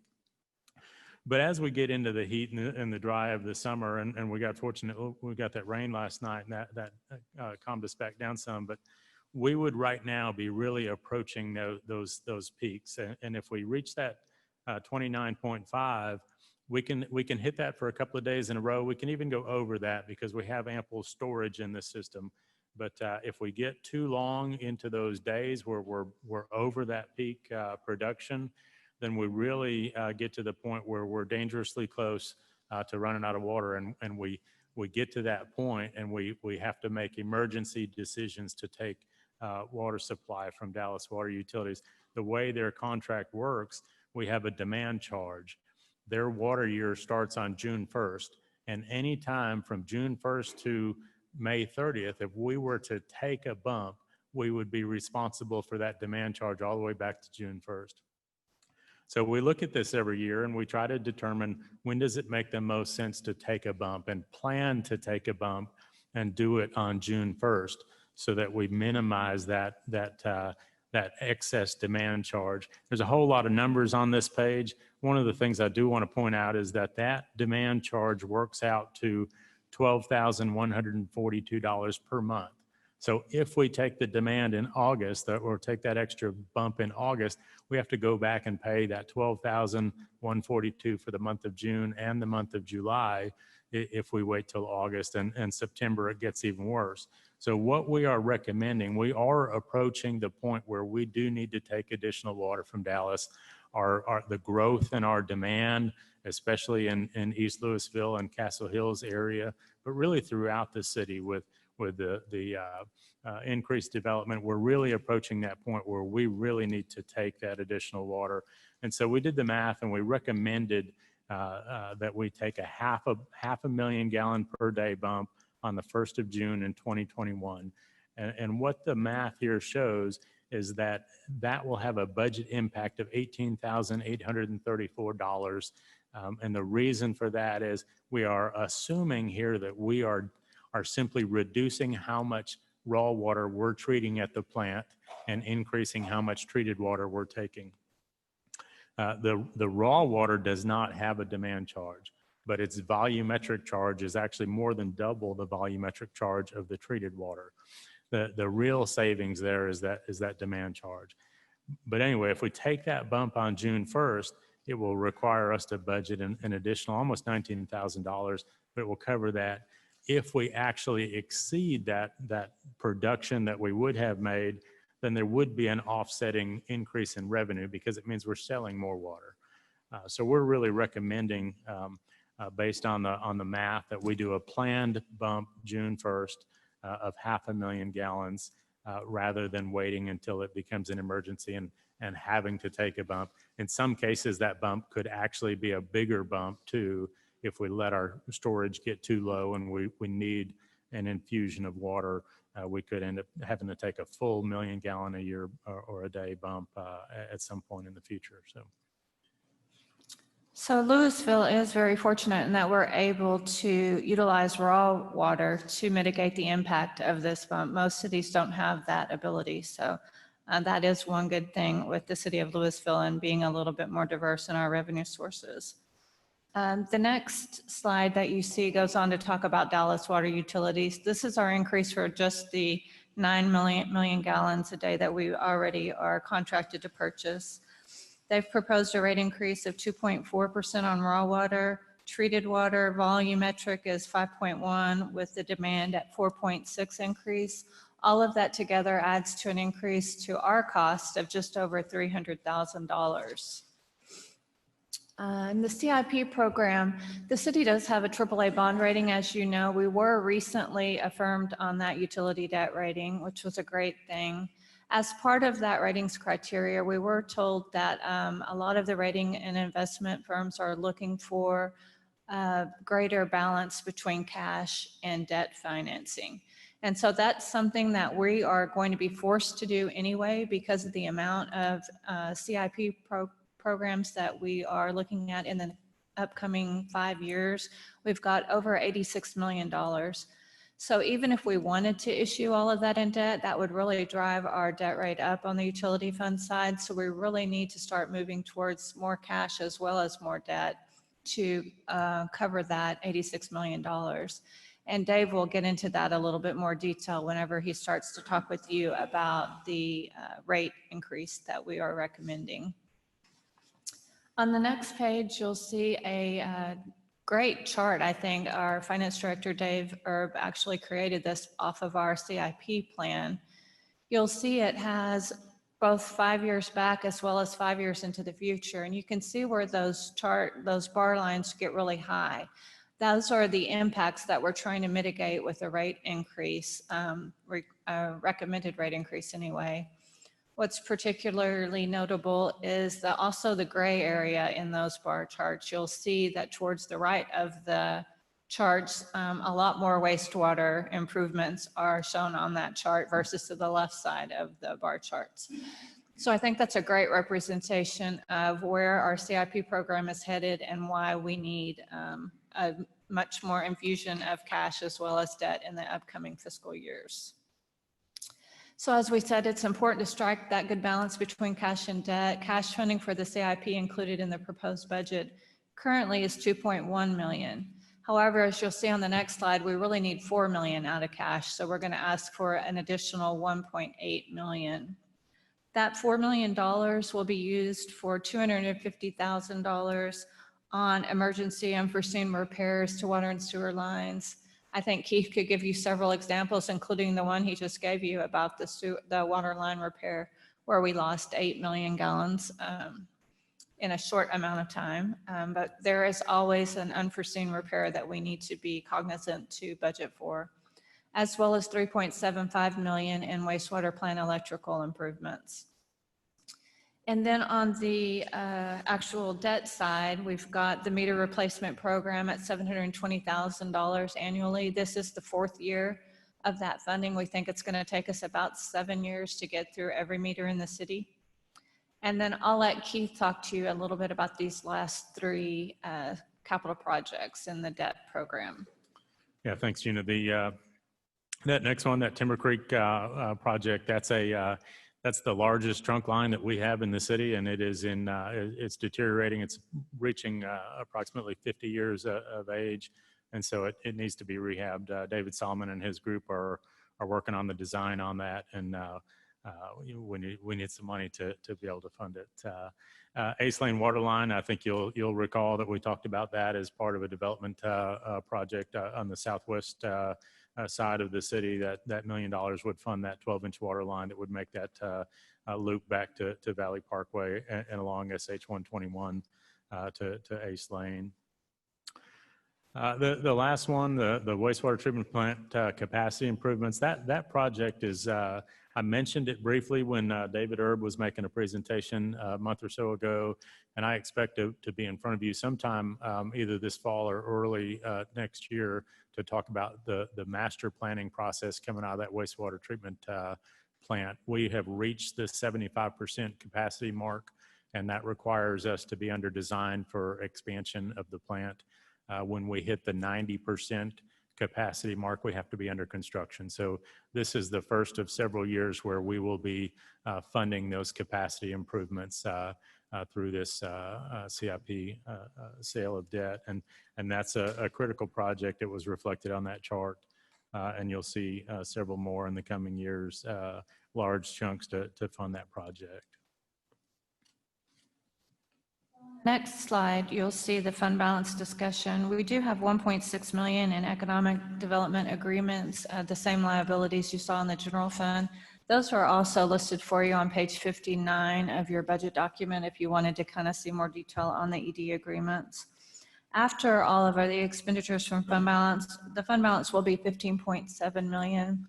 Our operating reserve level is 6.9, and so we are well above the operating reserve. But as you just saw on the chart of what we need in the upcoming years, that fund balance will be critical to us in being able to fund the capital improvement program.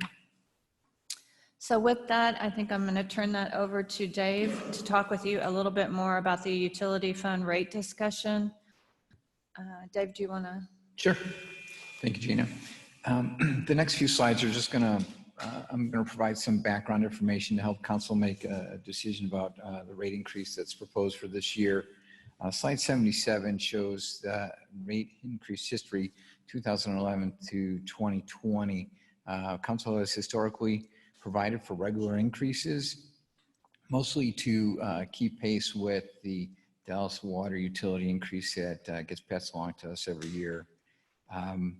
There's a few years in that 10-year period, 2016 through 2018, where the increases are a little bit higher than typical.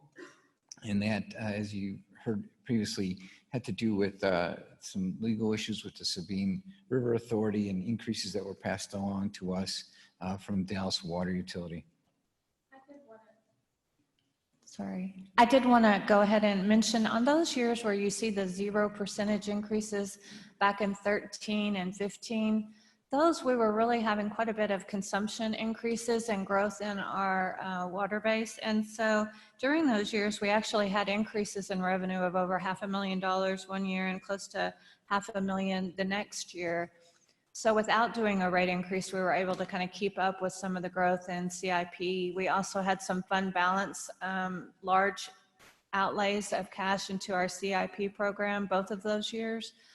And then in 2019, I hope that you'll remember that Dallas Water Utilities actually decreased our rates substantially after the lawsuit with the Sabine River Authority. And so we had a decrease of 16.2% on our raw water, as well as 20% on the volume on the treated water. And so in lieu of decreasing our rates that fiscal year, we left them level for 2019, knowing that we had increases in our CIP program and other things to fund. And so that's kind of why you saw zero a couple of years. We certainly don't recommend that very often. And so I thought it was a bit odd to see it 3 years of the last 10 there. Okay, slide 78 shows the average monthly bill for a user of 10,000 gallons of water on a monthly basis and 6,000 winter average billed for the sewer. In 2011, the average monthly bill for that level of user was $56.57. By 2020, that had gone up to $66.93. That is an increase of it is an increase of $10.36 a month. And it is 1.8% increase per year for that rate. So over a 10-year period, it's been quite a modest increase in the monthly user rates at that level. The next two slides talk about our inclining block rate strategy for water and sewer. If you remember, at the July 6th workshop, we had NewGen in to talk about the water rate study and our move to the inclining block rate strategy. And I just want to remind council what we had, the recommendation was at that time. Regarding the fixed charge for water, we were going to maintain that 2,000 gallon minimum bill to protect those fixed income and those lower end users. We were going to phase in the AWWA equivalency factors for meters that are 1.5 inches and larger. Anything 1 inch and less would be at the same equivalency factor. On the volumetric side for water, we're going to move towards that 4-block conservation base or that inclining block rate strategy for the residential class. And the phase-in for both the water and the sewer would be done over a 10-year period to prevent any kind of rate shocks. On slide 80, we talk about sewer strategies. Again, we're going to maintain that 2,000 gallon minimum. We are, though, going to create a differential for residential and non-residential, which were the commercial and industrial users, because of the difference in the sewage quality. The sewage that heads into our system is going to be a little bit harder on the overall system. So there's a premium for that. On the volumetric side, again, we're going to create that differential for residential and non-residential users. And again, we'll continue with that winter averaging. Slide 81 shows a recommendation for utility rate increase for fiscal year 2021. At the July 6th workshop, as I had mentioned, the council heard presentation from NewGen. The rate increase that was proposed at that time was 4.48%, and that included a move to an inclining block rate, support a base amount of cash funding of capital projects, and to cover the increase to the Dallas Water Utility. Since that time, we've identified some additional capital needs. One was from the wastewater master plan, that information that was brought forth to us. That plus the leverage and the additional cash funding that we want to achieve that balance. That resulted in a first year increase add to that amount of 1.88%. So our recommendation for the utility rate increase for fiscal year 2021 would be a total increase of 6.36% to the typical user, which is 10,000 gallons water and 6,000 gallons sewer per month. This equates to a $4.26 per month increase, or $51.12 per year. Slide 82 is just a visual of the rate increases that are projected over the next 4 years under this 10-year funding plan. You can see the first year increase is 6.36%, and then the out years beginning in 2022, they're going to be in the 4% range. One thing I do want to point out is that these assumptions are what we know to date. What we don't know to date are the impacts to the water master plan that we're expecting to get a little bit later this year. And I think more information is going to be provided to council at the February retreat. Slide 83, I think, is really important for folks to see here. As you can see, this is our 18 comparable communities that we typically gauge ourselves against. You can see that currently our water rates among those 17 communities is the lowest at $66.93 per month. With the 6.36% increase, that amount goes up to $71.19. So we leap Irving, but we're still second to the lowest in this comparable communities. And an interesting note that Donna had mentioned last week was that even with our 4th year increase in 2024, our rate is just $81.22 per month. And that still puts us in the lower half of our comparable communities. So I think our residents are getting a tremendous value with the water costs that they're having to pay for water and sewer service. The next two slides, 84 and 85, go over the current and the proposed water rates on slide 84, and then the sewer rates on 85. And again, the sewer rates show the new classes for commercial and industrial users. And consider the rate increase. Would need a motion if you're supportive of staff's recommendation. I'm definitely in support. I'm willing to make the motion to move to increase water and sewer rates by a total comprehensive amount of 6.36%. Second. Okay, we have a motion and a second. Is there any discussion? Hearing none. City Secretary, call the roll. Councilmember Troyer, Aye.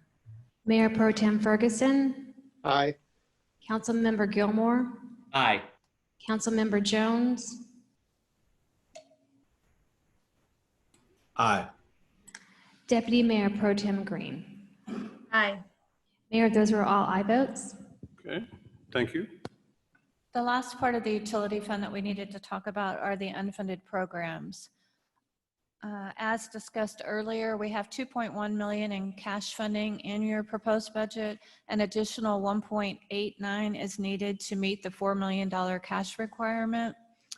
So the modifications in the rates as just adopted will yield additional revenue of 1.4 million in water and 581,000 in sewer, for a total of just over $2 million. Our recommendation is to put all of the $2 million into the infrastructure investment, including the 1.8 that we need for CIP, and the remainder moving to capital projects for infrastructure. So moved. As stated. Second. Okay, we have a motion and a second. Is there any discussion? Okay, City Secretary, call the roll. Councilmember Troyer, Aye. Mayor Pro Tem Ferguson, Aye. Councilmember Gilmore, Aye. Councilmember Jones, Aye. Deputy Mayor Pro Tem Green. Aye. Mayor, those were all aye votes. Okay, thank you. So then we have the final slide on your utility fund, and it just outlines the path forward. One I think that's going to be very important is we will start a public education program, considering our rate increase is higher than it has been historically, but it is totally driven really by that capital plan. And so that will be what we will focus on as far as the education program. We will then move forward working with Castle Hills as we still work towards annexation and full impacts of the inclining block structure. So any questions on any of that, council? If there's no questions on utility fund, we'll move to drainage fund. We've mentioned this several times. Your drainage fee is generating close to $4 million annually. As you know, David has a very, very long list of drainage projects. As Gina mentioned earlier, we have moved some full-time employees now to the drainage fund, so that's going to slow down your ability to do the capital programs somewhat. Also, what we're asking you to do, so in this year's general fund, we had funding for your storm drain inspection program. We've done, this is the 4th year, Keith, of the program? Yes, ma'am. I believe. So this would have been the 4th year. When we hit COVID, we froze the project. And we don't have money in the next year's budget for this project. I think this is important. We have had a collapse in the city, and that's not something that we want to happen to us. So we need to make sure we're evaluating this infrastructure and we know where we have potential failure points and we're getting those fixed up front. So we would ask that you actually approve $477,000 out of fund balance here. That allows Keith to move forward and get the inspection done that should have been done this year, as well as the inspections for next year. And if you're supportive of that, council, I would need a motion. City manager and to utilize existing drainage fee revenue available in the capital improvements program for the 2019-2020 and 2020-21 storm drain inspection program, total cost of $477,000. Second. Okay, we have a motion and a second.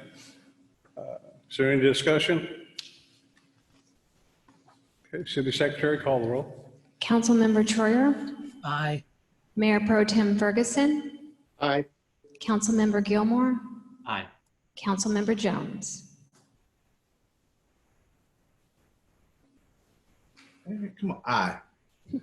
Deputy Mayor Pro Tem Green. Aye. Mayor, those were all aye votes. Okay, thank you. The final slide really outlines what's next, and we're going to talk about that on the regular hearing. But because we don't have a final roll, we have a certified estimate, and we're told we're not going to have really any version of a final roll, which quite frankly, in today's world, I don't know what that means. But we need something that is lower than 40%. So we're told that we will have something by September 15th. Based on that, I'm asking that you move out the public hearing on the budget and the adoption of the budget to September 21st, and then the public hearing on the tax rate and the adoption of that tax rate on the 25th of March. You'll actually be given this data on your regular council meeting later, but that's just the highlight and why we're doing it. So council, with that, we've presented now to you the major changes to your budget, the rates that you really needed to consider, your tax rate and your water sewer rates. There's other funds, as I said when we began, we have 30 funds. We didn't talk about them in all detail. We have provided that information to you. We did talk about the 4B at an earlier council meeting with the corporation, as well as the crime control and fire control sales tax funds. With that, if you don't have any other questions about other funds, I would ask for a motion to approve the rest of the preliminary budget as presented and amended. So moved. Second. Okay, we have a motion and a second. Is there any discussion? Okay, City Secretary, call the roll. Councilmember Troyer, Aye. Mayor Pro Tem Ferguson, Aye. Councilmember Gilmore, Aye. Councilmember Jones, Aye. Deputy Mayor Pro Tem Green. Aye. Mayor, those were all aye votes. Okay, thank you. Mayor, that brings us to item number 2 on your agenda.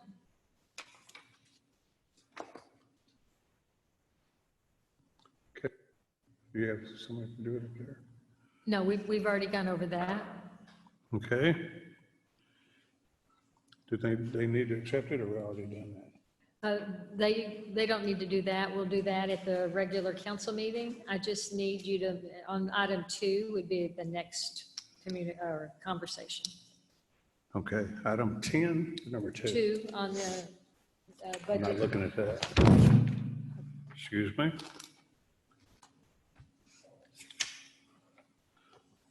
I don't have that one in front of me. Mayor, would you like me to read the Yeah, caption? if the city secretary could just read it. Number 2, acceptance of the 2020 certified estimate of value tax rules in accordance with section 26.04B of the state property tax code.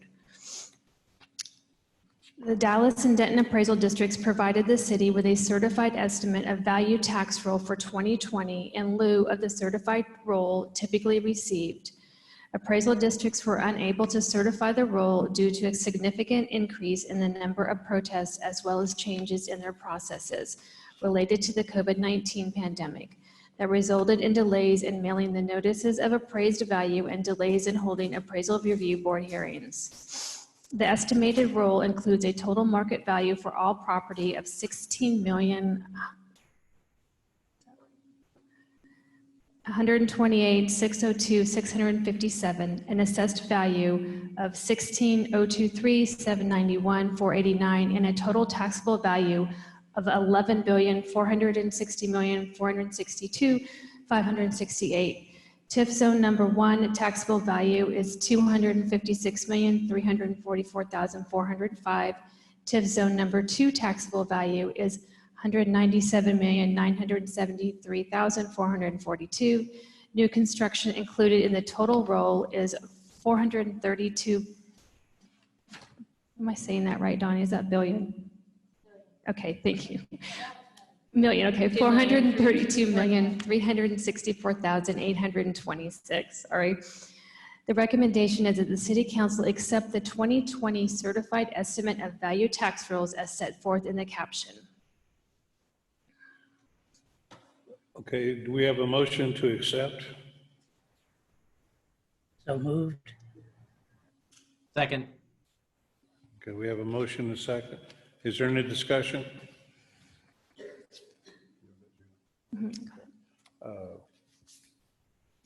City Secretary, call the roll. Councilmember Troyer, Aye.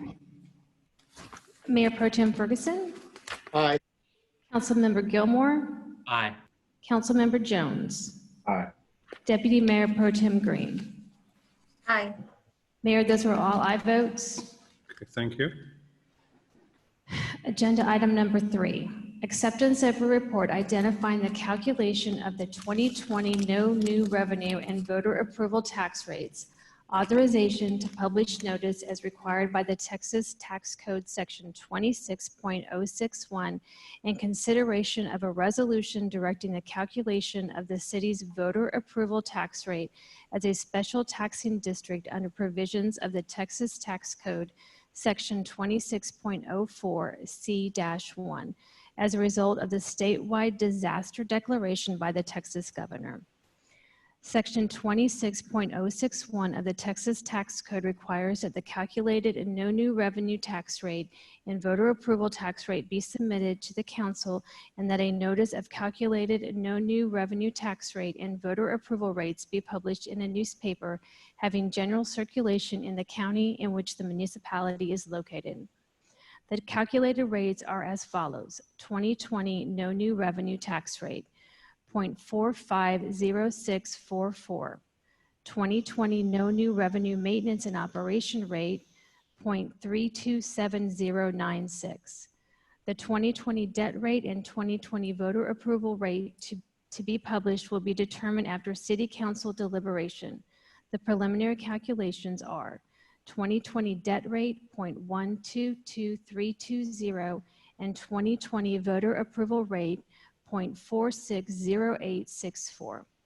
A resolution is attached for consideration that would allow the use of an 8% cap rather than a 3.5% cap as allowed under state law when a disaster has been declared by the governor.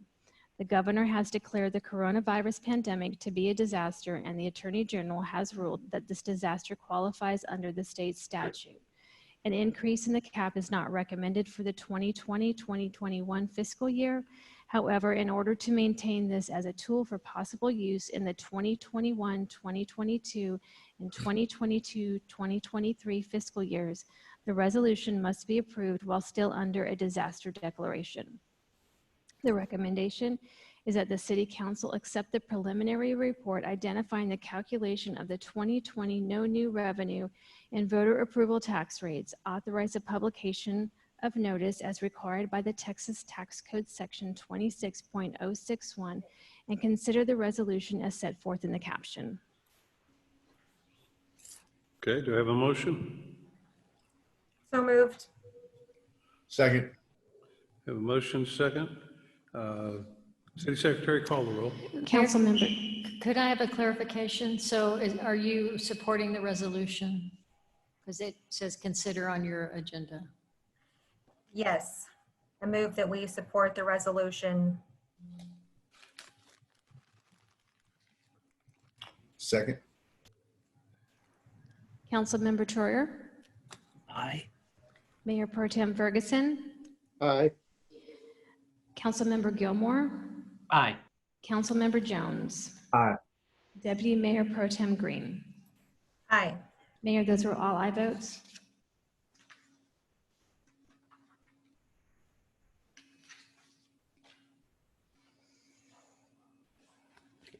I do not believe we have anything for closed session for budget meeting, so we just need to adjourn. Okay. Do we have a motion to adjourn? So moved. Second. We have a motion second to adjourn? Council, I'm sorry. Councilmember Troyer, Aye. Mayor Pro Tem Ferguson, City Secretary, I have a question. Mhm.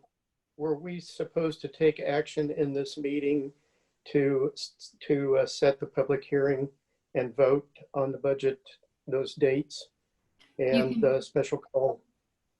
Councilman, you can do that at this meeting, or we also have it on the other regular meeting where we're discussing a revision to the budget calendar. You can do it now here if you would like, either way.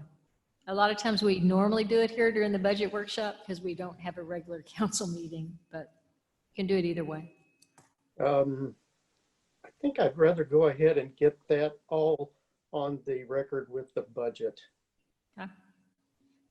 So I would ask, was it Deputy Mayor Pro Tem Green, did you make the motion to adjourn? I did. I can walk that back. It's on the agenda. Okay, let's walk that back. Because we actually have 3 motions that are still needed. I'll kick this off, or I can do all 3. But Hold on just a minute. Hold on.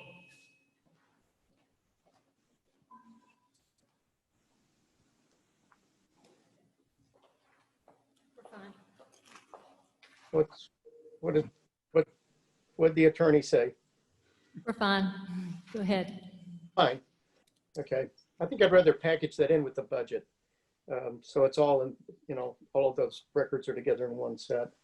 Move that the city council hold a public hearing and vote on the budget at the September 21st, 2020 city council meeting at 7 p.m. and hold the public hearing and vote on the tax rate at a special called city council meeting on September 25th, 2020 at 7:30 a.m. Unless y'all would rather have a different time. Second.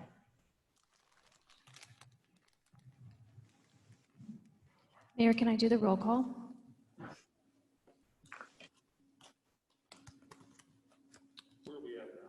We have a motion and a second. Okay. Not yet. Okay. City Secretary, call the vote. Councilmember Troyer,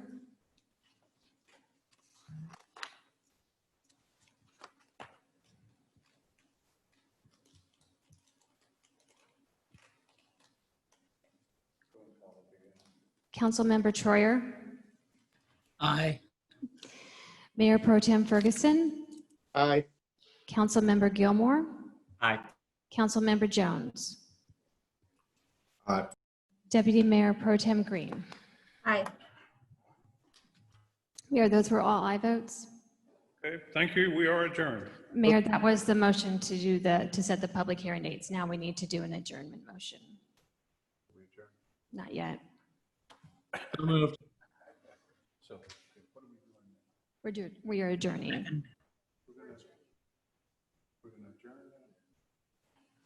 Okay. Do I have a motion to adjourn? So moved, Mayor. Second. We have a motion and a second to adjourn. City Secretary, call the roll. Councilmember Troyer, Aye. Mayor Pro Tem Ferguson, Aye. Councilmember Gilmore, Aye.